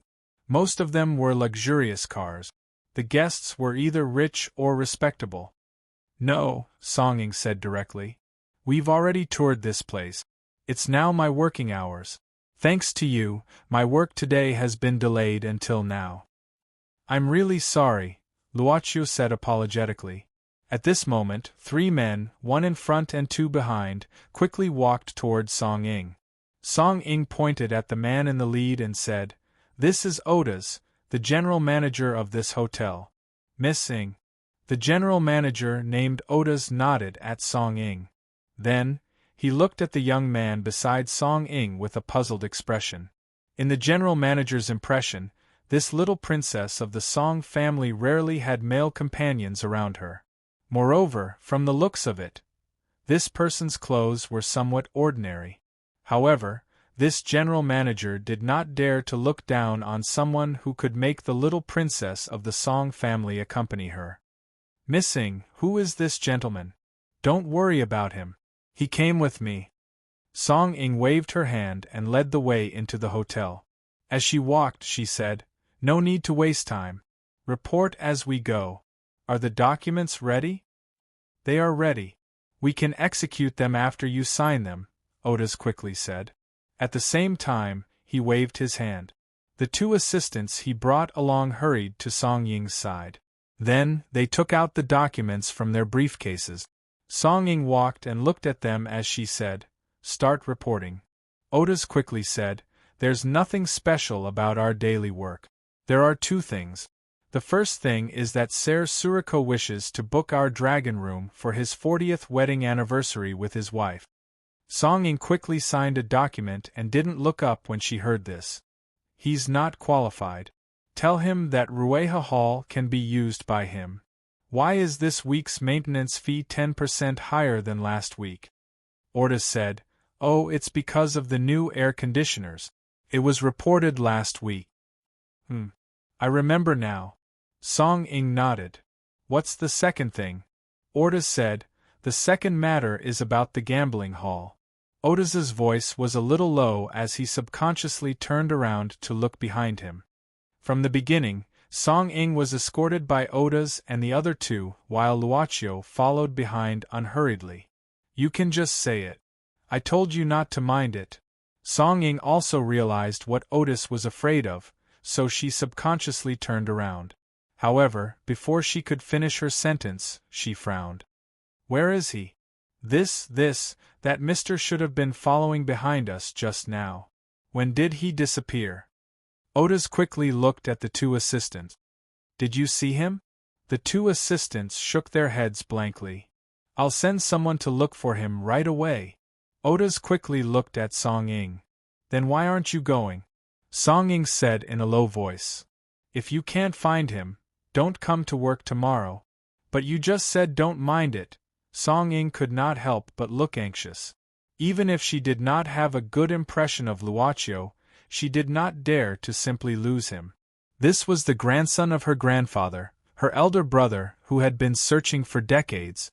She could not even imagine how furious Song Tianyu would be if she lost him. "I'll go look for him too." Song Ying slapped the document in her hand on one of the assistants. But just as Song Ying walked out, she already saw Luoqiu, but there was a little girl in pajamas beside Luoqiu. "I saw this child walking alone and looked quite scared. Since you are busy, I won't disturb you." Luoqiu held the little girl's hand and walked to the front of everyone. Then he asked, "This child seems to be lost. Can you help find her parents?" Oh, please leave it to me. Otis quickly stood up and said, You, go and check it out. The two assistants hurriedly took out their phones. Song Ying walked directly to Luochio and said in a low voice, Please don't disappear without a word next time. This will cause trouble. Her voice was a little loud. Luochio nodded and said softly, I'll be careful, but can you lower your voice? You'll scare me. Luochio looked at the little girl who was holding his hand. The little girl raised her head and looked at the angry Song Ying in horror. Then, she hid behind Luochio. Song Ying was stunned. Then, she opened her mouth, but the words she wanted to say were stuck in her throat. We've found the child's parents. Soon after, Otis came back with his men and brought back the news of the missing child's parents. The little girl was now brought to an empty living room. Song Ying asked the chef on duty to cook a lot of food. Unfortunately, the little girl seemed to be very afraid of this big sister. From the beginning to the end, she only hid behind Luochio and refused to let go of his arm to protect him. Am I that scary? Song Ying could not help but laugh at herself. She simply did not want to provoke this child. Have you found them? Where are they? Song Ying looked at Otis and asked. Otis said, The couple is now playing in the gambling hall. Our men have informed them, and they're on their way here. As he spoke, Otis glanced at the little girl and said, This couple probably took advantage of the fact that the child was asleep and secretly went to the gambling hall to play. But they didn't expect the child to wake up in the middle of the night and not see them, so she ran out to look for them. It's okay missing. It's just a false alarm. Just as Otis had said, the little girl's father was quickly brought here. I'm really sorry for causing you trouble. Probably because they knew that they were in the wrong, the couple didn't say anything and looked vexed. The hotel would not criticize the guests, and Otis only said a few words to be more careful next time. That was all he could do to get rid of the guest. The child's parents planned to take the child away. But at this moment, the little girl pulled Luochio's sleeve. Luochio squatted down. Is there anything else? Thank you, big brother. Unexpectedly, the little girl directly kissed Luochio's face, then glanced at Song Ying timidly, and quickly ran to her parents' side. Song Ying's expression was quite complicated. She felt that in the child's world, she had been categorized as the bad guy. Yes, this child is a beauty. She'll definitely be beautiful when she grows up. Song Ying said sarcastically, Do you want to consider it? Luochio stood up slowly and completely ignored Song Ying's suggestion. Instead, he asked, Is there a gambling hall here? Isn't that nonsense? Song Ying rolled her eyes. Why do you think there are so many people here at this time of night? Oh right, Otis, you mentioned the gambling hall just now, right? What's the matter? Otis glanced at Luochio. Song Ying said, Just say it. I said to ignore this person. But you just told me not to come to work tomorrow. Otis cleared his throat and said, It's like this. Our people have found the whereabouts of the god of gamblers. Song Ying's eyes lit up. You've finally found him? Have you made contact with him? Where is he? I didn't expect him to be hiding in a manor near the suburbs. Otis quickly said, Our people haven't made contact with him yet. But it seems that other people have found him too. From what I can see, these fellows probably have the same intention. Song Ying said, The new Supreme King of Gambling Tournament is about to begin. The other families are probably going there because of him and want to invite him to represent them. There's no need to wait. We can't let the other families beat us to it. Get our people to make contact with the god of gamblers. No matter how high the price, we must invite the god of gamblers. I don't want to lose to that Zhong woman from China again this year. Otis hesitated. I heard that the representative from the Four Seasons group is the disciple of the god of gamblers. If our purpose of inviting him is to deal with our own disciple, I'm afraid he won't agree so easily. You guys go and state your conditions first. If it doesn't work out, I'll meet him personally. Song Ying snorted. Okay, I understand. Otis then said, Oh right, Miss Song, the person you asked me to bring over is here. Do you want to meet him now? Is it the other way around? Song Ying nodded and said calmly, then send him over. Song Ying then walked to Luochio and smiled. Come, I'll show you something good. Something good? Luochio was curious. Song Ying said calmly, you'll know when you see it. Alright, do you have phobia of blood? Phobia of blood? Song Ying only smiled mysteriously. It was a very luxurious suite with a living room, a master bedroom, and everything else. In fact, rather than a suite, it would be more accurate to call it an independent villa in the Empire Hotel. There was a small bridge in front of the door and a fish pond. There was also a rugged rockery in the garden. In fact, this independent villa could be described as a mansion. When Song Ying accompanied Luochio across the small wooden bridge, she suddenly stopped and said, Do you believe that there are crocodiles down there? What species are they? Luochio walked to the railing and looked down. He asked curiously, Are they hiding there? How many are there in total? This fellow, Song Ying sneered and walked down the small bridge. You'll know what species they are later. Let's go. After passing through the garden in front of the door, Otis and the others accompanied them to the open-air tea house outside the villa. The square tea house was dug deep into the ground, about 60 centimeters below the ground. When Luochio and the others arrived, there were already several men in black suits waiting for them. At the same time, there was a man in his 30s lying on the ground. He was a Caucasian. This guy was only wearing a white shirt and trousers. There were bloodstains on the white shirt. Some of the bloodstains were completely dark. It was likely that he had been beaten up for a long time. Missing. The people waiting greeted her in unison. Song Ying sat down and pointed to the seat beside her, indicating for Luochio to sit down as well. At this time, the Caucasian man who was lying on the ground quickly crawled over. However, he was quickly pressed to the ground by the men in suit. Missing, please let me go. Please let me go. I won't dare to do it again. I won't dare to do it again. The Caucasian man was terrified and begging for mercy. This person is a gambler. Song Ying looked at Luochio and said indifferently, But he cheated in our gambling hall and was caught by us. The evidence is conclusive. According to our rules, if you are caught cheating, one of your hands will be cut off. Hearing this, the Caucasian man who was pressed to the ground struggled desperately. Missing! Let me go. Let me go. Don't cut off my hand. I beg you. I beg you. I was forced to do it. Let me go. Let me go. Forced to do it. Song Ying suddenly nodded. Actually, we are forced to do it many times. If you follow our rules, the money you win is yours. If you lose, it's also yours. However, you cheated, so you should know what kind of consequences you have to bear. Song Ying waved her hand. The men exerted more force, then pulled out the Caucasian man's right hand and put it on the tea table. Then, another man took out a machete. No. No. Ah.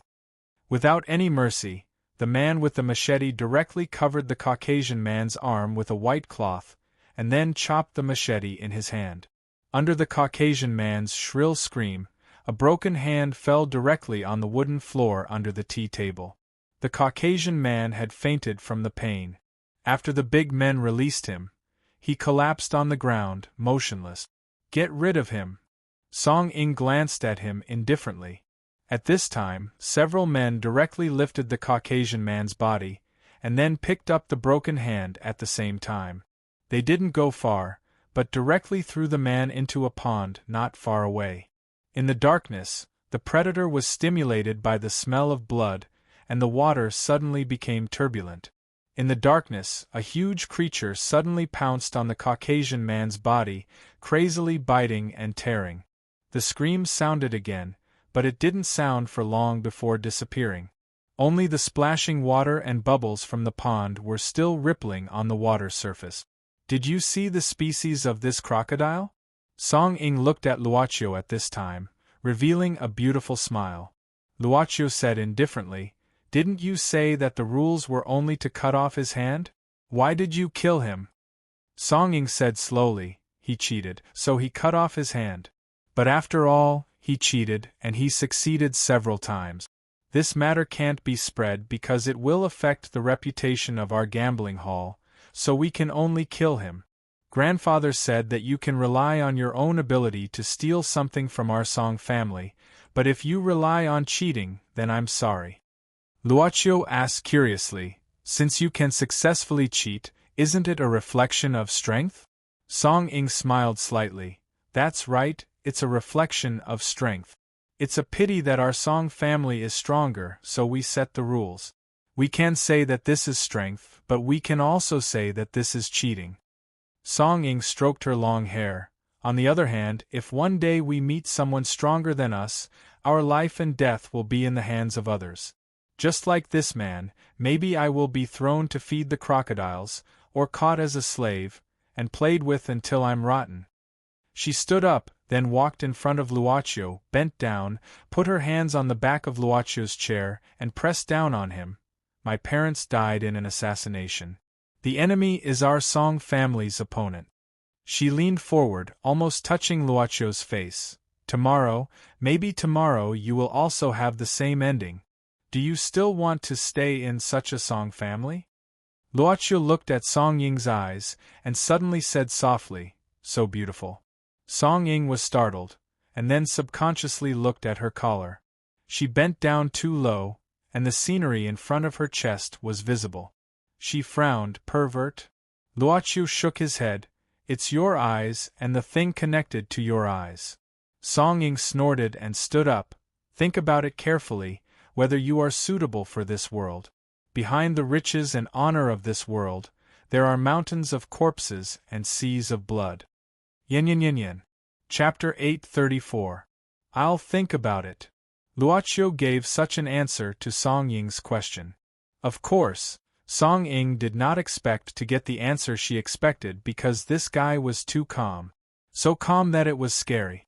No matter how strong a person was, or how indifferent they were to life and death, or even if they just tried to pretend to be calm, there would always be traces to be found. He did not pity the Caucasian man who cheated, nor was he moved by the man's chopped hand. As for the last scene of him feeding the crocodile, it was more like watching a circus show, the kind that was not very exciting. He was either cold-blooded to the extreme, or he was born with a lack of emotions, or this kind of thing was a child's play to him. Who are you? Song Ying stared at Luocio again, trying to catch the slightest change in expression on his face. To you I am Luocio. Luocio thought for a while. To us? Song Ying frowned. Isn't that to us? Who are you? Miss Song, don't worry too much. Luocio smiled. In fact, I won't be staying for long. Maybe a few days, maybe a week, I'll leave. You're leaving? Song Ying heard an unexpected answer. It depends. If there are more interesting things here, I should stay for a few more days. Luocio said indifferently. Is that so? Song Ying raised her eyebrows and snorted. Very well, I'll make you feel bored like never before. After that, Song Ying did not say anything else and ignored Luocio. Accompanied by Otis, she left the independent villa suite in the hotel. She did not arrange any reception for Luocio and did not even say a word to Luocio. She treated him as if he was invisible and did not exist. Even so, the hotel staff did not dare to do so. Although Missing seemed to be on bad terms with this Mr. Luo, but she didn't drive this guy away, did she? Who knew if Missing would suddenly say, "You don't have to come to work tomorrow?" Therefore, the general manager of the hotel, Otis, did not dare to neglect this young man. Missing is actually a very nice person. Why don't you go and coax her? We're not in the kind of relationship you think we are. Luocio smiled and shook his head. Don't worry about me. Mr. Ordaz, you should be busy. I'll be fine by myself. Because Song Ying didn't say anything, Luocio followed her all the way to a spacious office. The general manager, Otis, looked at Song Ying, who was silently reviewing documents in front of his desk. He could only smile bitterly, then lowered his voice and said, "Well, Mr. Luo, if you need anything, just find someone and let me know." There's a secretary on duty outside the door. You can also tell her. I'll give the order. Thank you. After orders left, Song Ying suddenly looked up at Luoqiu. Luoqiu felt her gaze and asked curiously, "What's the matter?" Unexpectedly, Song Ying just stared at Luoqiu intently. After a while, she seemed to have figured something out and started typing on the keyboard with both hands. Luoqiu smiled, then raised the temperature of the air conditioner by 2 degrees. He walked quietly to the bookshelf in the office and picked up a book. If you're sleepy, just find a room to sleep in. Song Ying did not look up. She started typing on the keyboard and started writing on the document. The service of this hotel is pretty good. If you have any special needs, you can be satisfied. Although I don't have a good impression of you, you're still a member of the Song family. I can't treat you badly. I'll just read for a while. Luoqiu pointed at the book he had just taken down from the bookshelf. Tea Sutra. Up to you. Song Ying lowered her head and started working again. Do you want me to pour you a glass of water? Luoqiu looked at the almost empty cup beside Song Ying. Don't disturb me. Song Ying did not look up. Also, turn the air conditioner back to normal. I'm afraid of the heat. Luoqiu nodded and walked to the wall to adjust the temperature of the air conditioner back to normal. Then, he walked back to the sofa. However, this time, Luoqiu's footsteps were lighter. Actually, reading ebooks was more convenient and more comprehensive. However, it was not as good as reading a paper book. Luoqiu was a person who liked to read. It did not take long for him to be immersed in the contents of the Tea Sutra. The minute and second hands on the white wall clock slowly turned. 2 o'clock in the morning, 2:30, 3:30. Song Ying occasionally looked up and glanced at Luoqiu, who was reading. Then, she lowered her head and started working again. 4 o'clock in the morning, 4:38. Song Ying stood up with the document in her hand. She was completely immersed in the world of work. She didn't even feel that there was one more person in the office than usual. She completely ignored the existence of Luoqiu. Early in the morning, at 6:23 a.m., Song Ying threw down the fountain pen in her hand. Then, she stretched lazily and beat her shoulders. Did he leave? Song Ying looked at the seat where Luoqiu was sitting. He was no longer there. She didn't even know when he left. Song Ying directly called the secretary outside the office. What about the guy surnamed Luo? Did he find a room to sleep? The secretary said, No, missing. Early in the morning, several gentlemen came and picked up Mr. Luo. Picked up? Who? Song Ying frowned. Mr. Little Song came in person. The secretary quickly said, He has been gone for more than 20 minutes. Well, I see. Song Ying calmed down. It seemed that Luoqiu didn't come back all night. Even her uncle, Song Haoran, couldn't sit still, so he came in person to pick up Luoqiu. Song Ying shook her head. She didn't like that her grandpa and uncle treated this guy as a treasure. What else did Mr. Little Song say? Mr. Little Song said that he was going to take someone back to accompany the chairman for breakfast. He said that the chairman hasn't woken up yet. There is still time, busybody. Song Ying muttered, then shook her head. Bring me something to eat. I'm a little hungry. Soon after, the secretary came in with a plate. There was only a porcelain bowl on the plate, but the thing inside surprised Song Ying. Plain porridge? The secretary nodded and said, Missing, you stayed up all night. It's better to eat something light. Song Ying shook her head and said, Take it away. I don't want to eat it. It's too light. I don't like things without taste. Have you forgotten? The secretary was a little disappointed and anxious at the same time. She gritted her teeth and said, Missing, you don't have to eat it often. I actually stayed up for a long time. Besides, it's not tasteless. I added ginkgo. Song Ying glanced at the secretary, and the little secretary felt a chill on her back. She suddenly picked up the spoon and took a bite. It was soft and glutinous. Although it was light, the aftertaste of ginkgo spread in her mouth, as if washing away her fatigue in an instant. Song Ying suddenly had a big appetite and ate spoon by spoon.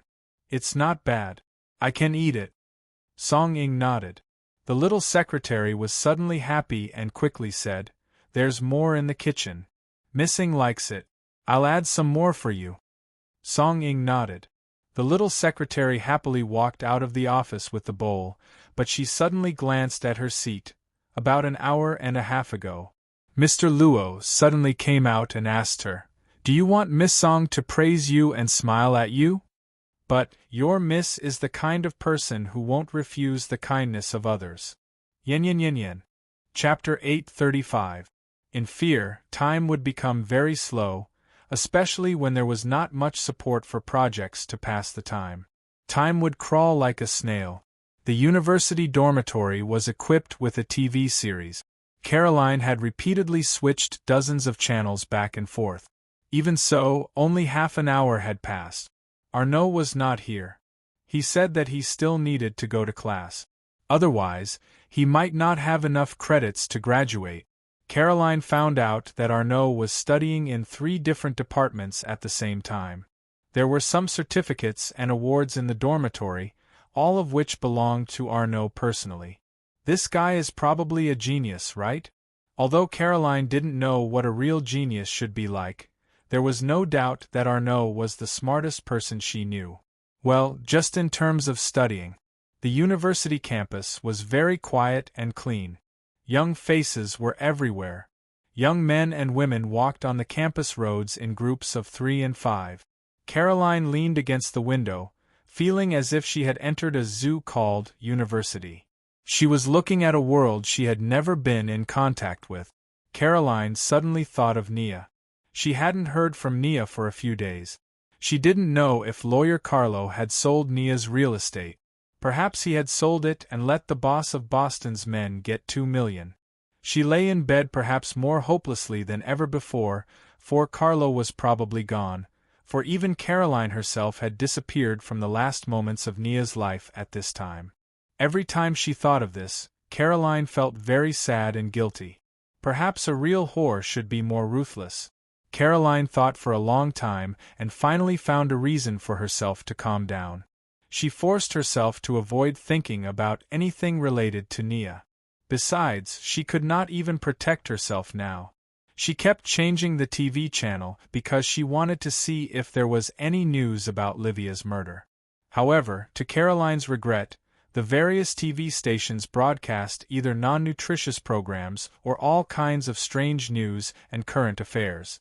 Caroline suddenly felt a little ridiculous because she understood that for a lowly sex worker like Livia, not many people would pay attention to her even if she died on the street.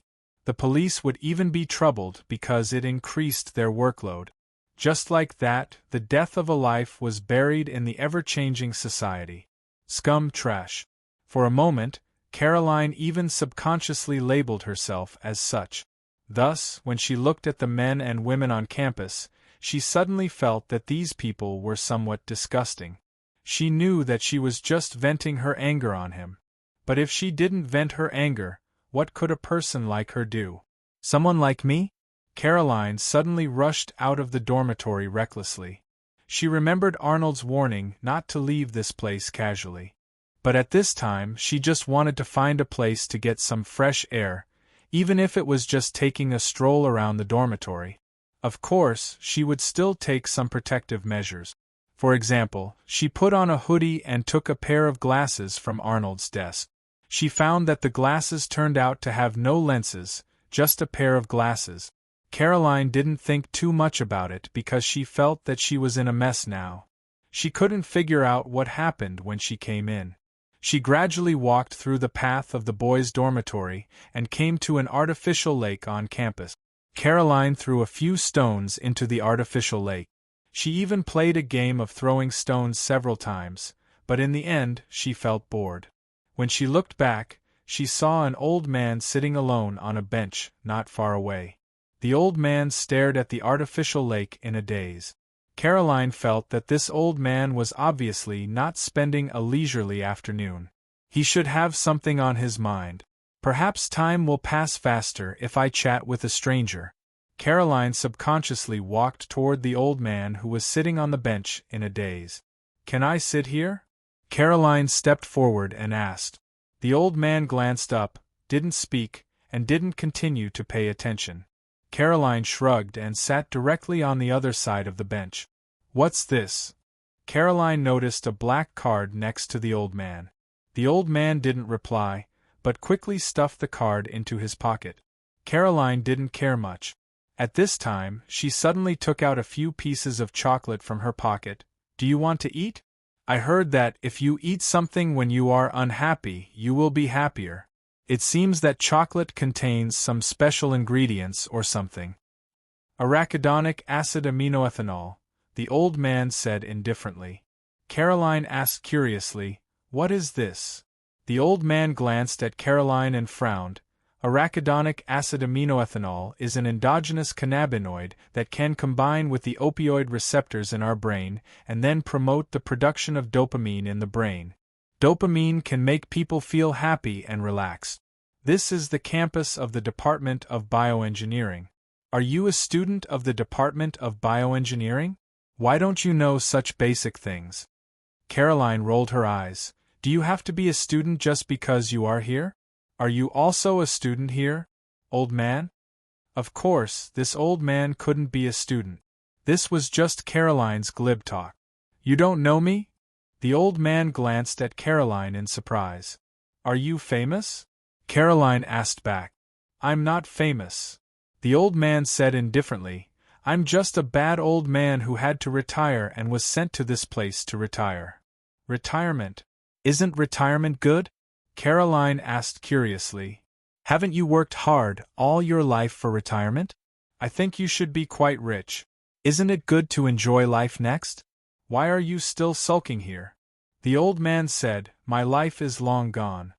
Caroline saw that the old man had no intention of touching the chocolate she gave out, so she took it back and ate it herself. Suddenly she said, "Probably, but it's much better than some people waiting desperately for death in a hospital bed. At least you can sit here in a daze, and others might not be able to see tomorrow's sun." The old man glanced at Caroline in surprise. His intuition told him that this girl had a sense of vicissitudes that ordinary students didn't have. He subconsciously asked, "Do you have something on your mind too?"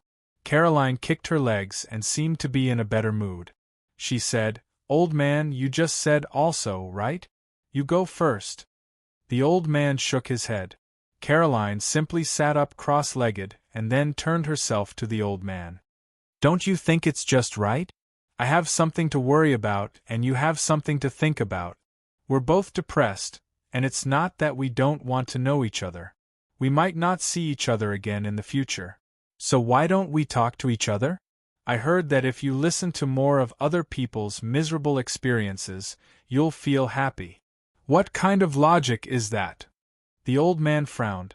Caroline shrugged and said, "There's no logic, but isn't it all the same? Let's say you've had an unlucky afternoon and you can't feel any worse. But at night, someone tells you that your neighbor died in a car accident. You may feel sad, but don't you also feel lucky? Because someone else is worse off than you. Building your happiness on others?" The old man shook his head. "Not interested." Caroline shrugged and said, "That depends on who the other party is. Maybe the other party is also building happiness on you. Anyway, I'll say it first. Let's each say one thing. We cannot discuss any reasons for this matter and just simply listen. How about it?" Seeing that the old man didn't respond, Caroline thought for a while and said first, "I'm currently being chased by a few bad guys. I can't go anywhere now. I can only hide. All the money on me has been taken away by the bad guys. Now I'm basically in a state where I don't have the next meal." "Then you should go to the police," the old man said indifferently. Caroline said, "Didn't we agree not to talk about the matter itself and just listen? Okay, it's your turn, old man." The old man frowned and hesitated for a while before slowly saying, "I can still work, but I have a problem at work. This will have a great impact on my son. That's why he fired me from my job and sent me here. If I don't agree, life in a nursing home will be waiting for me. Caroline said, "A friend of mine unfortunately died not long ago, and I inexplicably appeared at the scene of the murder. They all treated me as the murderer." The old man's eyes narrowed slightly. Looking at the young girl with a delicate face, his face sank. Caroline was ready to run at this time. Unexpectedly, the old man stared blankly at the lake. I've killed a lot of people. A long time ago, because of my stubbornness, I caused a work accident. Then my colleagues who worked with me all died in the accident. This even included one of my favorite students, and she was also my son's wife. No wonder your son treats you badly, Caroline said in astonishment. The old man frowned. Didn't you say not to talk about it? I'm sorry. Caroline shrugged and then looked up into the distance. I lied to someone.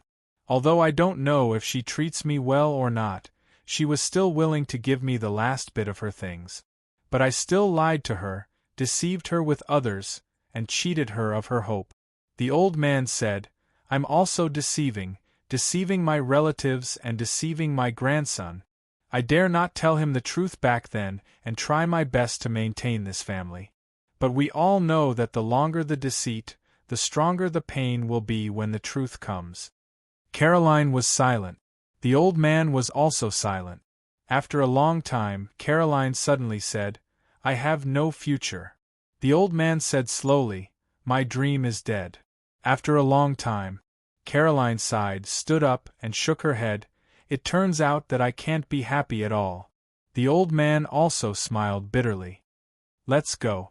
Caroline shook her head and patted the old man's shoulder casually.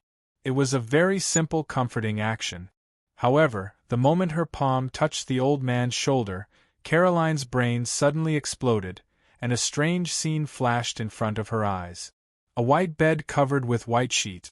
It was the old man's appearance. He seemed to be dead in the ward. Beside him, there was a middle-aged man with a complicated expression and a little boy who was crying. You will die, Caroline muttered to herself. She shuddered and woke up. She saw the old man looking up at her in shock. Caroline hurriedly said, I didn't mean that. I just, maybe. The old man shook his head thoughtfully. Maybe even I died back then. I mean, in the future. Caroline swallowed her words in the end. The old man also stood up, put on his hat, and turned to leave. Caroline said to his back, Do you want to go home more? The old man waved his hand as a farewell with Caroline on his back. After watching the old man leave completely, Caroline went back listlessly. Perhaps she could rush back to the dormitory before Arnaud came back from class. She didn't stop all the way. When she was about to reach the dormitory, she went into the convenience store and bought a bottle of beer. The money was taken from the table in the dormitory. It was just some loose change, probably enough to buy a bottle of beer. When Caroline walked out of the convenience store, she saw Arnaud walking past with his head lowered. Caroline wanted to stop him, but she saw him quickly circling to the back of the convenience store. Caroline frowned. She didn't make a sound but followed quietly. Arnaud stopped in the alley behind the convenience store, and a few young men were waiting here early. These people should be students of the school. Caroline saw that one of them was carrying a school bag. Arnaud seemed to be particularly cautious. They were talking about something. The students suddenly took out money and handed it to Arnaud. After Arnaud nodded, he took out something from his body and handed it to these students. Caroline opened her mouth and quickly turned her back with a little horror in her eyes. Her face suddenly turned pale. Caroline subconsciously covered her mouth, but her fingers touched the glasses on her face. Caroline took off the glasses abruptly. There were no lenses. Arnaud was nearsighted, but these glasses, this person is not Arnaud. In the evening, an old man came to the stairs. He was holding a strange black card in his hand, and his face was confused. He seemed to be looking for something, and his eyes kept looking around. This old man looked clean and neat, and his clothes should be of good brands. This attracted some covetous eyes nearby. Although there was a rule not to rob locals, in fact, many people really cared about such a rule most of the time. The old man didn't know that two people had been quietly following behind him. His eyes suddenly lit up at this time, and he walked toward a grocery store on the stairs. From the eyes of the two people who wanted to see the robbery, the old man was indeed walking in this direction. Where is he? Wasn't he here just now? Why did he suddenly disappear? Quickly look for him, Club. The old man looked up at the door of this old shop, and then reached out to push the pine door. The old man was surprised to see such a luxuriously decorated shop in the slums without losing its style. He didn't know where the lights were installed, but the lobby was bright and warm, soft and not dazzling. Is there anything I can help you with? The old man heard the voice and looked over. It was a woman in a black and white maid outfit. She was sitting quietly on a chair in the corner. The old man subconsciously raised the black card in his hand. It seems it brought me here. But I can't remember when this thing appeared in my hand. Have we seen it somewhere before? Excuse me, is there anything I can help you with, Dr. Frankie? The club maid asked again. Her voice was not loud, but it clearly passed into the old man's ears and heart. It seemed to have endless magic. Countless things flashed through the old man's mind. Old man. Dr. Frankie was not surprised that his name was called out in an instant. He just had an impulse in his heart. Chapter 836. Dr. Frankie only felt that the whole world had turned into darkness at this moment. In the darkness, a slender hand that seemed to have no bones was slowly reaching toward him. The sleeve inlaid with lace made it look like the stamen of a dahlia. The hand was still approaching, and then a long and narrow bottle appeared out of thin air. It carried the bottle and continued to reach toward him from afar. A face that was so beautiful that it seemed illusory and slightly pale suddenly appeared from the darkness, as if it had emerged from the depths of the dark sea. Dr. Frankie only felt that he had been completely lost in this pair of dark blue eyes. I want the future. He suddenly heard this beautiful person whispering something in his ear. Dr. Frankie felt that he couldn't hear it clearly, but he caught the most important information. This was something that could fulfill his wish. Without any hesitation, he took the long and narrow bottle, raised his head and poured the contents of the bottle into his mouth. The taste wasn't bad, it felt like milk chocolate. What is this? Dr. Frankie asked subconsciously after drinking it. At the cost of your potential, it can greatly increase your brain cell activity and make you smarter. Why do I feel like I've seen it somewhere? It's okay, you'll soon forget it. Then you'll occasionally think of it and forget it. Don't worry about it. The price is my soul. The price is your soul. Thank you for your patronage. Miss Maid made a textbook bow toward the back of the old man who left the door. Then she tidied up the empty bottle on the table. Is there a guest here? It was Taiyinzi who spoke. Since he became the Lord God of the game world, Taiyinzi had become the first black soul envoy in history who didn't need to go out for business because of the long-term and stable source of income. As long as you give me a network cable, I'll seduce even a god. Taiyinzi didn't know where he learned this witticism. Recently, in Adam's work log, Taiyinzi often came up with this catchphrase. What's the matter? Yu Yi asked indifferently. Taiyinzi hurriedly ran down the stairs. He didn't care about standing there and talking to Miss Maid. It's like this, Miss Yu Yi. Recently, our server has been inexplicably lagging, especially after the last update. There are many bugs, and even some players' death count resets. I'm thinking, is there any way to solve it? Yu Yi said indifferently, the celestial worthy palace that you privately built takes up too much of the system's memory. Just cut it down. F***ck, Taiyinzi blinked and hurriedly said, actually, how could I trouble Yu Yi with such a small problem? I will definitely overcome it. Isn't there a saying that goes, if there's a condition, you have to do it. If there's no condition, I can also do it. I'll definitely do it well.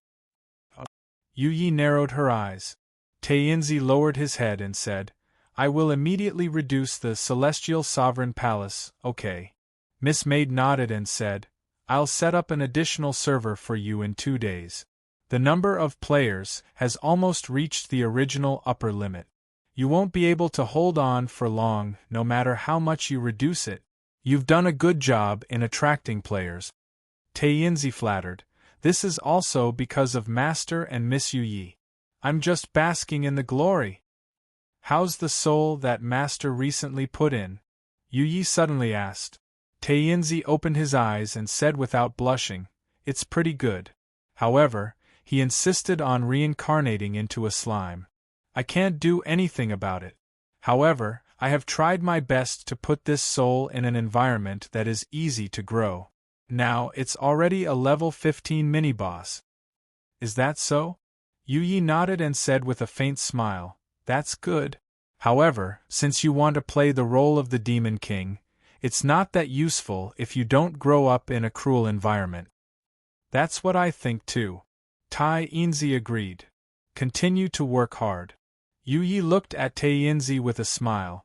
Don't disappoint Master's expectations of you. Tainzi immediately straightened his back, said goodbye, and went back upstairs happily. Seeing Tainzi disappear in the corridor upstairs, the servant girl smiled faintly. If I can defeat the Demon King, the next step should be to defeat the God King. Miss Maid narrowed her eyes. I have to plan carefully. After thinking for a while, Miss Maid sat down. She pointed at the table in front of her, and a recipe suddenly appeared out of thin air. She began to flip through it. But not long after, Miss Maid frowned slightly and suddenly waved her hand. On the floor of the hall, a black light appeared. Then, it turned into lines and finally formed a circle.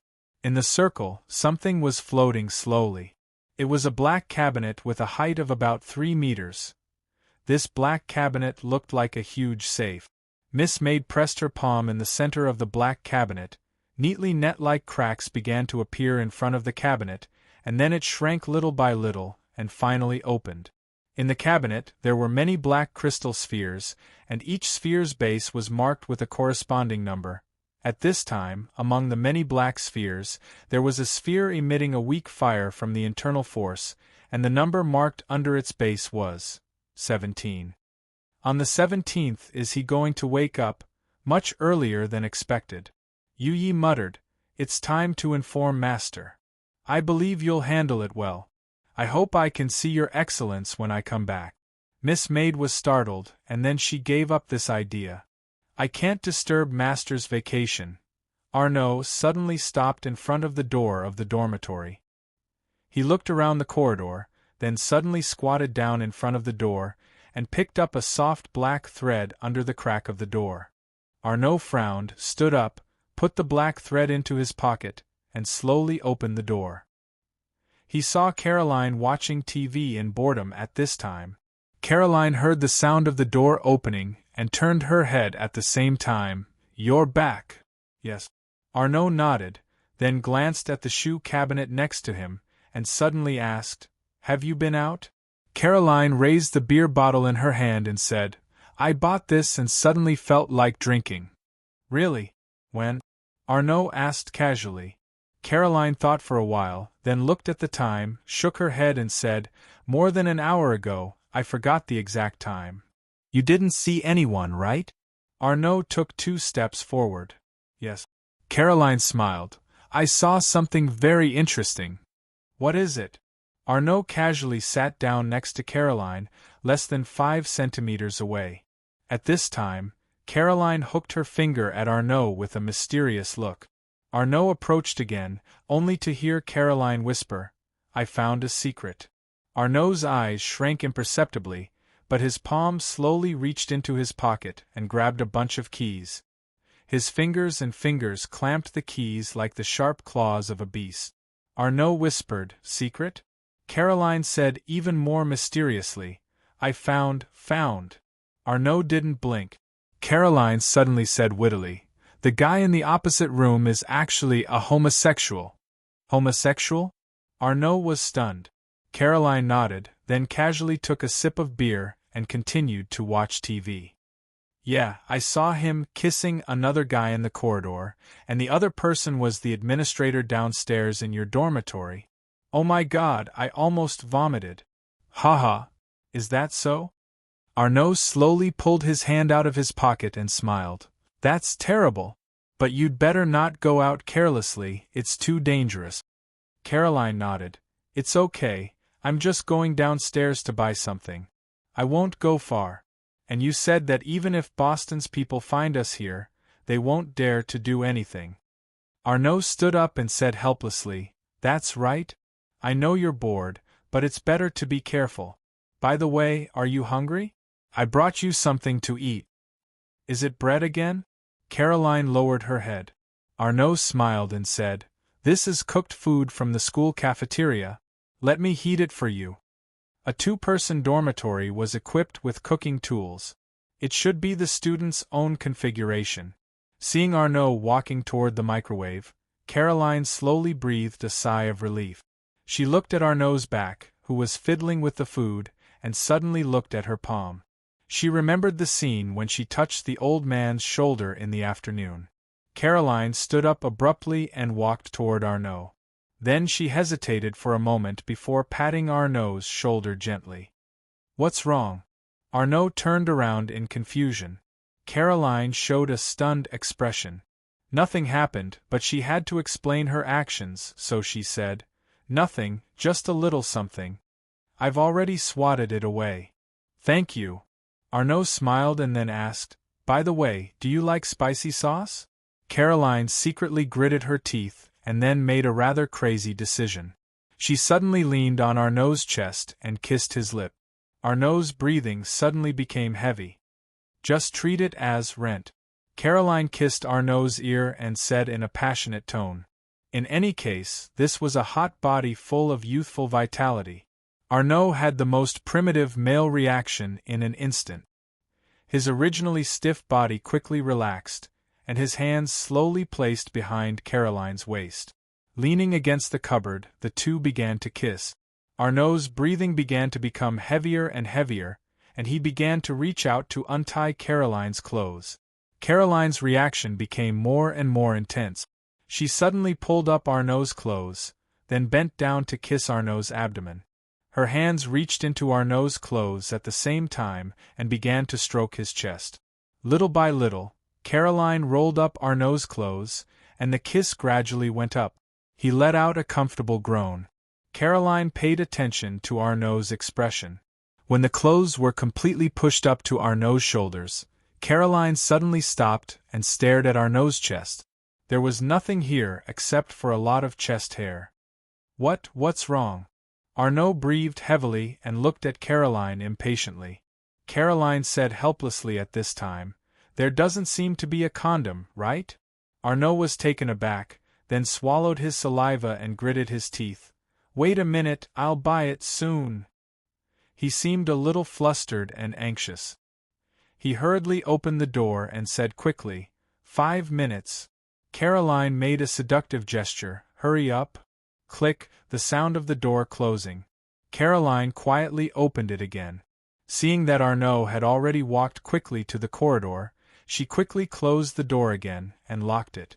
She stretched out her hand at this time, and there was a bunch of keys in her palm. Caroline held the keys in her hand and walked quickly in the room. Suddenly, Caroline walked to the desk and began to test the keys in the hero's hand one by one. Click, she opened the first drawer, but other than some certificates, she couldn't find anything. Caroline frowned and began to open the next drawer. One by one, the 3 drawers of the desk had been opened. Caroline had rummaged through everything inside, but she couldn't find anything, let alone what she hoped to find. Caroline sat down in disappointment and began to reorganize her thoughts. If this Arnaud wasn't the real Arnaud, then there was only one possibility. He was Haley. The real Arnaud was probably still in the hands of Boss Boston. In the convenience store, Caroline saw this Arnaud peddling things to the students. It was very likely that it was the batch of goods that he had swallowed from Boss Boston. This guy probably stole Arnold's identity and pretended to be a student here to make it easier for him to move around. Caroline hoped to find something useful to her. Perhaps this Arnaud hadn't had time to digest her stolen bank card and was still hiding it. Of course, this possibility was very small, and Caroline didn't have much hope. But she couldn't find anything useful in this drawer. Caroline looked out of the window in disappointment and saw that Arnaud had hurried back to the dormitory. Caroline suddenly panicked. She quickly tidied up the things she had messed up, wiped her face, and hurriedly looked for anything she had missed. At this time, there was a knock on the door. Key. The key to the door was also in this bunch of keys. Arnaud didn't have the key to the door. Caroline. Caroline. The heavier the knocking on the door, the clearer the voice calling her name. Caroline's heart beat rapidly, and the heart rate index rose sharply. A white fog-like light suddenly appeared in front of her eyes. When the light faded, Caroline saw some strange scenes. She saw two men fighting. One of them was Arnaud. No, it was Haley. The other was on his back, so Caroline couldn't see clearly. At this time, Arnaud was being ridden by the other party and was being beaten by the other party with his fists. It seemed to be in the suburbs, surrounded by woods, and it should be at night. All of a sudden, the guy whom you couldn't see clearly pulled out a dagger and ruthlessly stabbed it into Arnold's chest. Arnaud widened his eyes and grabbed the other party's arm tightly until he finally stopped moving and his arm fell to the ground weakly. Caroline. Caroline. The knocking on the door became more and more forceful. Caroline. Arnaud frowned deeper. He took 2 steps back, as if he was going to break open the door. However, at this time the door opened. Caroline was only wrapped in a bath towel. She asked in surprise, "What's wrong?" "You." Arnaud was stunned, then said, "It's nothing. I saw that you didn't respond for a long time, so I was a little worried." Caroline looked at Arnaud suspiciously and said in confusion, "I was going to take a shower first. I had just taken off my clothes when I heard you knocking on the door. Don't you have the key?" Arnaud said, "My key seems to be missing. Did you see it?" Caroline shook her head. "I didn't see it." As she spoke, she suddenly looked at the floor at the door, at the corner of the shoe cabinet, and squatted down. "Isn't it here? Maybe it's because I left in a hurry just now?" Caroline showed a mocking expression. After she teased Arnaud, this man was indeed very unbearable. Arnaud seemed to be a little embarrassed. He swallowed his saliva and slowly walked in front of Caroline. He grabbed her arms with both hands and was about to kiss her. "It's good that you're okay." At this time, Caroline dodged back. "Unfortunately, I can't today." Under Arnaud's puzzled gaze, Caroline walked to the bathroom. After a while, she came out with a pair of small underwear. There was a red patch on it. Caroline said helplessly, "It's not the right time. Maybe. Let's wait a little longer." With that said, Caroline elegantly closed the bathroom door. Arnaud was stunned. He only felt that his lower body was getting more and more uncomfortable because of the pant. He sighed and sat down gloomily. All of a sudden, Arnaud seemed to have thought of something. He hurriedly walked to the desk and opened the first drawer. After taking a look at the things inside, he reached into the drawer again. After feeling around for a while, he withdrew his hand and locked the drawer again. He looked at the bathroom door thoughtfully. Chapter 837. What's the matter? Arnold was startled. Caroline sat down and said sternly, "Do you remember that I mentioned to you that a bank card was stolen on the day of Livia's death?" Arnold nodded and sat down as well. Caroline said, "Actually, that card was temporarily given to me by someone else for safekeeping. The other party said that the money in it was a little troublesome and couldn't be casually moved. I don't know the specific reason, but that guy said that once the money was moved, it was very likely that the police would find it." Arnold frowned and said coldly, "You mean, that's black money?" Caroline shook her head. "I said, I don't know. I just helped someone keep it." After it was done, that person said that he would give me a generous reward. Caroline glanced at Arnold and said, "There was a password written on that card." I couldn't help but quietly take a look. The number inside was a little scary. Arnold suddenly said, "How much is there?" Caroline showed a hint of vigilance. "The key is not how much money there is, but I think Haley will definitely withdraw the money.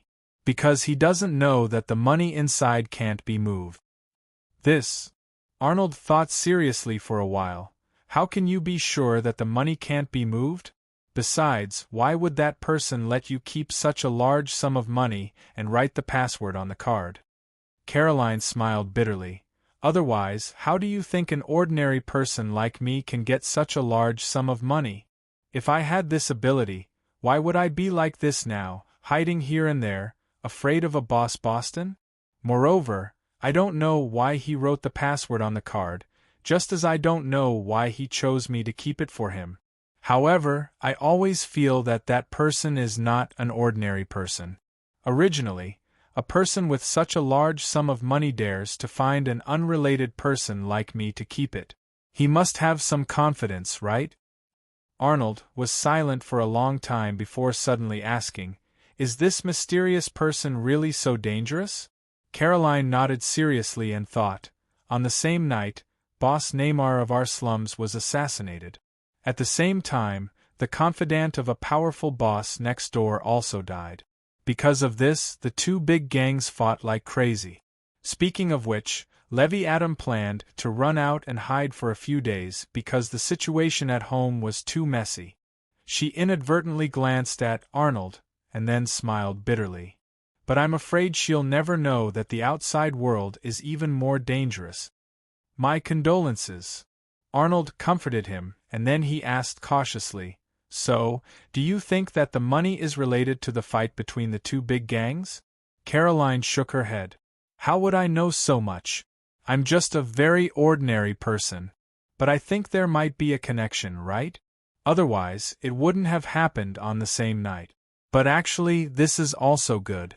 At that time, I was blinded by greed and accepted this job. Now that I think about it, I was too impulsive.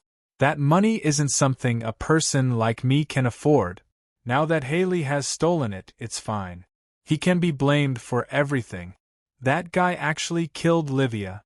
I guess that's a form of retribution." Caroline sighed, then looked at Arnold and suddenly said, "I'm sorry, I didn't do it on purpose. After all, Haley is your—" Arnold looked a little unnatural, then he shook his head and said, "It doesn't matter. We don't have feelings for each other anymore. Whether he lives or dies has nothing to do with me."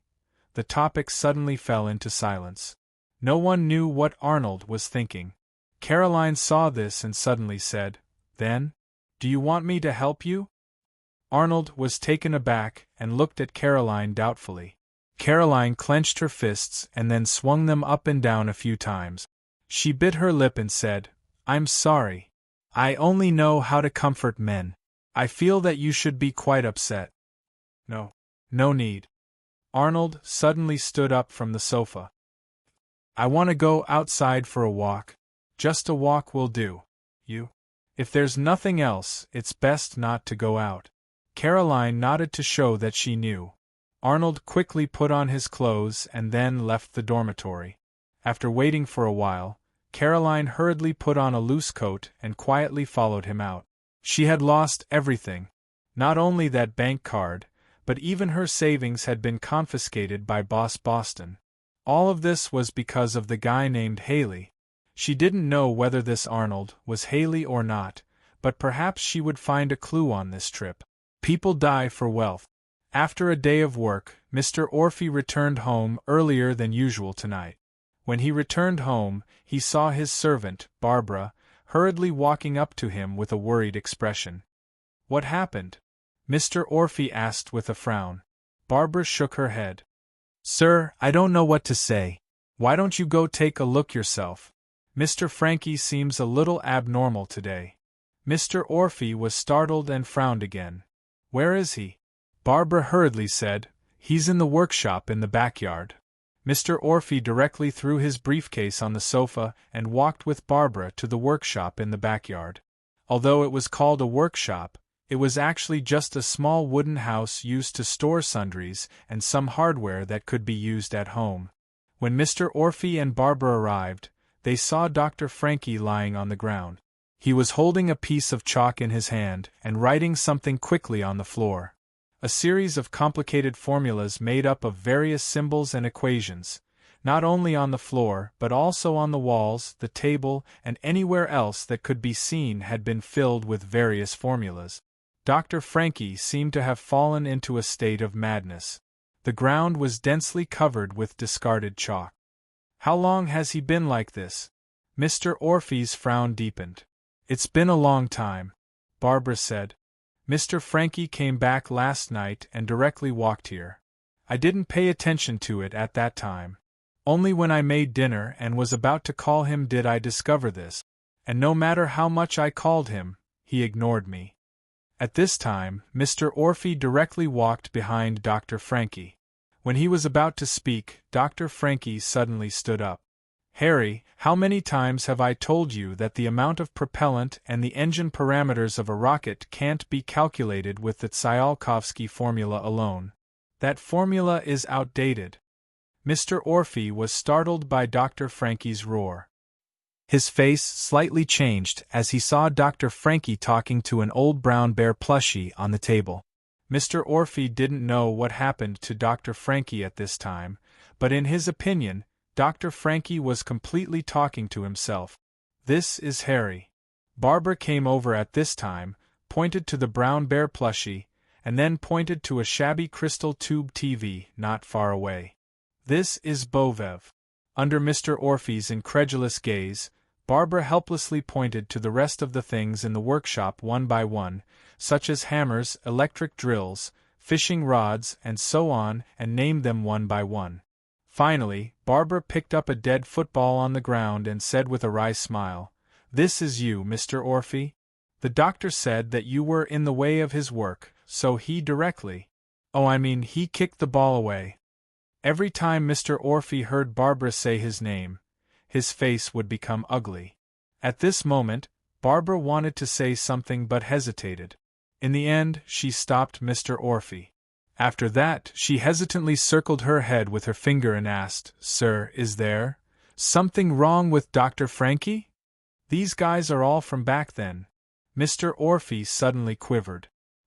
He pulled Dr. Frankie's shoulder heavily, and then seriously stared into Dr. Frankie's eyes, but he saw Dr. Frankie muttering to himself as if he didn't feel anything.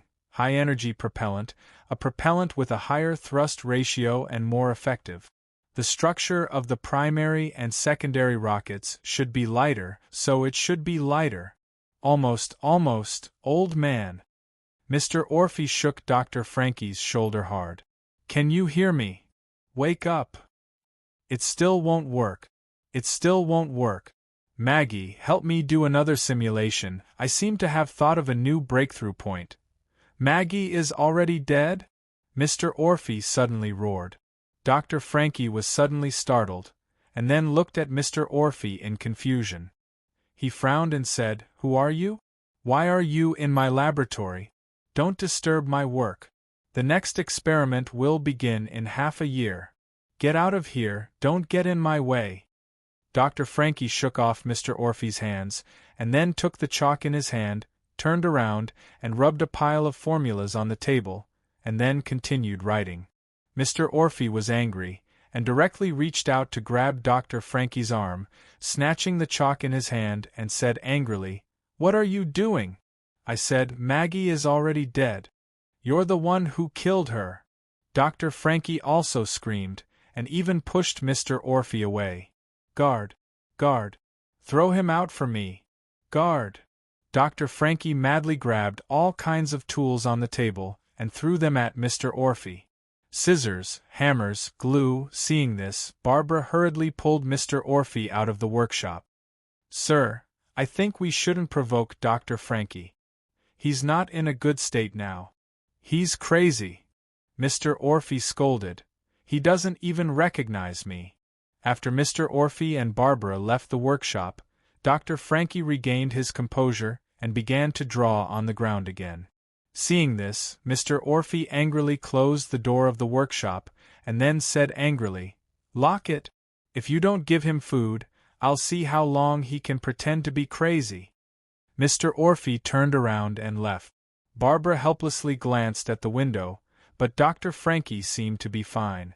Barbara sighed. She more or less knew about this family. Was this Dr. Frankie's counterattack to Mr. Orphy's tough resignation from his scientific research institute? Song Tianyu hadn't slept so late for a long time. When it was almost 10 o'clock in the morning, he got out of bed.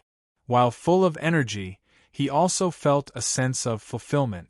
There was nothing happier than fulfilling a long-cherished wish of many years. "Master, you're awake." Fifth uncle had already brought the servants to Song Tianyu with towels and other things for washing up. Song Tianyu was not in a hurry to wash up but asked, "Where's Luochio? Has he woken up? Was everything okay last night?" "It's my fault, I went to bed too early." "Nothing special." Fifth uncle smiled and said, "Master Chiu was also tired after a day, so he fell asleep early. But he's awake now, and he's with Master, saying that he's going to buy you something to eat." Song Tianyu smiled and said, "What do you want to eat?" "You can just ask fourth uncle to make it. Do you need to go out and buy it personally?" Fifth uncle said, "Master said that he wanted to eat soy milk and fried dough sticks, so he went to Zhonghua Street to buy it. He should be back soon." Song Tianyu was gratified and said, "These two children are so considerate. Fifth uncle, help me up." Fifth uncle quickly helped Song Tianyu up. "Master, be careful." Suddenly, a man walked quickly to the door of the room and said respectfully, "Master, it's your satellite phone. It's from Hua Nation." "China?" Song Tianyu frowned and quickly said, "Put it through." Fifth uncle waved his hand at this time, and all the servants left the room in an orderly manner. And fifth uncle took the phone and handed it to Song Tianyu, then left the room and closed the door. Song Tianyu then said seriously, "I'm Song Tianyu. Song family's kid, it's me." Song Tianyu hurriedly sat up straight, and his attitude became humble. "Sisterly, it's so late, what's the matter?" It was a call from Hua Nation in the middle of the night. It was from old Madame Zhang Li Lanfang of the Zhang family. "Song family's kid, I've found some information about the person you asked me to investigate. I guess you'll be very interested in it." "Go ahead." Song Tianyu frowned. "I'm afraid that the Song family's kid was killed secretly." In front of the desk, Zhang Lilanfang looked at some materials in front of her. "Here are some documents, let me tell you. These were sent by Shi Shiji and had been sorted out." Zhang Lilanfang didn't hide anything. She calmly told him what she had heard. "That's it. My men are still investigating those who were on the scene that year. I hope I can give you more information as soon as possible. Song family's kid, are you listening to me?" Song Tianyu kept silent for a while, then said slowly, "Sisterly, can I trouble you for one more thing?" "Go ahead, what is it?" "I want to go back." Zhang Lilanfang frowned. "How many people?" Song Tianyu said in a low voice, 300. "Too many." "It's not too many." Song Tianyu said in a low voice, "I know it's a bit difficult, but if you think it's too troublesome, Tianyu will think of other ways." "You're going to bring a bloody storm." "Song family's kid." Zhang Lilanfang sighed. "I'll think of other ways, but I can only do it in batches. I hope you won't go too far." "I can't thank you enough. But I have a condition." "Go ahead." "I've received a job recently, and I need professional help.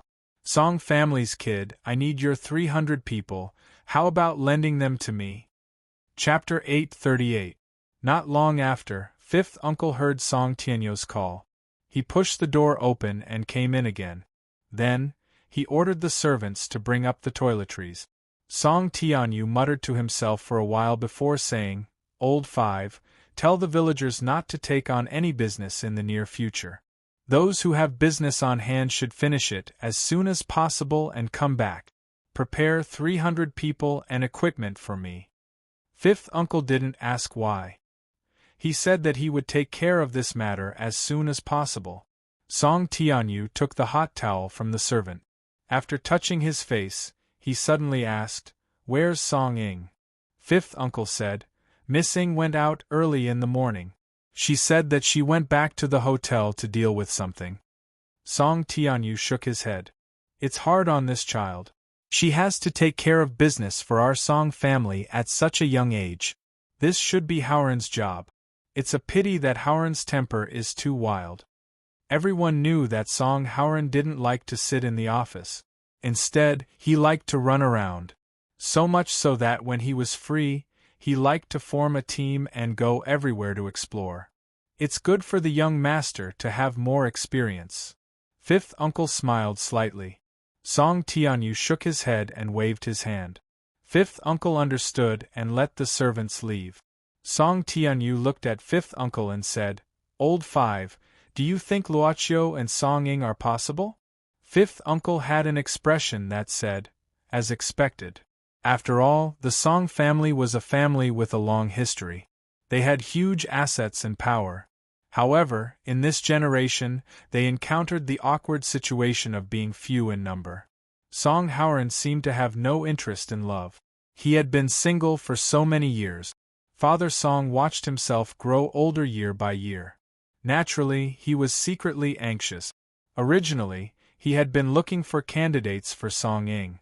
However, he hadn't found anyone to his liking. "Master, it seems that you really like Master Chiu." Fifth uncle smiled and said, "You've considered this so quickly. Putting aside the fact that he's a member of the Song family, this child is the one that I'm most satisfied with among my peers." Song Tianyu stood up, walked to the window, and pulled open the curtains. Not arrogant, not rash and calm. Rare. But fifth uncle said, "But master, have you ever thought that the more Master Chiu acts like this, the more unreasonable he is?" "Tell me." Song Tianyu turned around. "Ordinary people," fifth uncle said slowly. "Even if he was born in a wealthy family, it's impossible for him to be so calm after seeing the tip of the iceberg of the Song family. Old master, old fifth is saying something unpleasant here. This Master Chiu might not be as simple as he seems." Song Tianyu frowned and glanced at fifth uncle. Fifth uncle said, "He's very natural. He's very natural to me and the servants at home." This was a habit that only people who were used to being served would develop. "He's not surprised by anything. He's humble and neither servile nor overbearing. This kind of person." "What about this kind of person?" Song Tianyu asked. Fifth uncle said seriously, "Old master, this Master Chiu is more like a master. I've been working as a housekeeper all my life. I'm used to serving people, so I can feel this." Song Tianyu nodded. "But his family background is very ordinary. I've already asked people to investigate. There's no problem with his identity. And the verification was done by Howren himself. There won't be any mistakes." Fifth uncle frowned. "Then I'm afraid this Master Chiu is another kind of person. He's a born noble." Fifth uncle shook his head. "But we know that no matter how noble a person's identity is, if they grow up in an ordinary environment, they'll end up like ordinary people. On the other hand, if an ordinary person grows up in an upper-class environment, they'll be tainted with a noble temperament." Old Fifth. Song Tianyu walked over and patted fifth uncle's shoulder. "I know you're careful, but my view is somewhat different from yours. I don't think he's a born noble, but a born virtuous person." Song Tianyu looked at the beautiful manor outside the window and said thoughtfully, "A virtuous person is only good at Tao. If he's not virtuous, he'll be useless." "This is too," Song Tianyu added. "I'll think about Song Ying's matter again. Don't worry too much. I think we should let these two children stay together for a while. Oh, I'm back. I'm hungry too." The car slowly drove into the manor. It was Song Howren's car, a very ordinary jeep. In fact, it wasn't breakfast. After they finished the simple soy milk and youtiao, it was almost 11 o'clock. Song Tianyu personally brewed a pot of tea in the hall. After they shared it, Song Tianyu suddenly said, "Luoqiu, I plan to go back to China in the near future. You should come back with me." "Go back to China?" Luoqiu looked at Song Tianyu. Song Tianyu smiled and said, "Our Song family's old grave hasn't been taken care of for many years. Although you visited the mourning hall, it doesn't count. You have to personally go to the Song family's old grave. This year, we'll be celebrating the Lunar New Year in China. Anyway, there are only a few days left. You can stay here and come back with me." Luoqiu thought for a while. He temporarily transferred the authority of the club to Yu Yi. It was a disguised form of vacation for him. Because of his vacation, when Song Ying's subordinates killed the Caucasian man last night, he was exempted from business. However, compared to the Black Soul Messenger's vacation, the cost of the boss's vacation was much higher.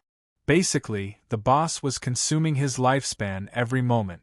Although he could earn it back, the unit of consumption was also calculated in years. Because of the God King project, Luoqiu had this vacation. Intuition told him that there might be other reasons for Song Tianyu's return. More importantly, the emotions that had been suppressed all this time seemed to have begun to recover. For example, he cried for the Buddha jumps over the wall that was passed down in the Song family. However, Luoqiu also knew that in this mode, even if he temporarily enriched his emotions, it wouldn't be a long-term solution. The consumption was too great. Even with the support of the God King project, there would always be a situation where he couldn't sustain himself. In the end, in order to maintain his emotional enrichment, he might crazily develop more trading methods to obtain more sacrificial items to increase his lifespan. Then, he might unknowingly walk the path of his predecessor. "I really can't relax for a moment," Luoqiu's thoughts flashed in his mind. He looked at Song Tianyu and said, "Okay." Song Tianyu said again, "By the way, I heard that your father later married a second wife. When you go back, bring her for me to see. After all, she is the daughter-in-law of the Song family. She should kowtow to her ancestors. This woman is good. These years, she didn't leave you. Our Song family can't treat her badly." Luoqiu just smiled and didn't give a definite answer. Song Tianyu thought for a while and said, "Haoran, go back to the village in the afternoon. I have something for you to do.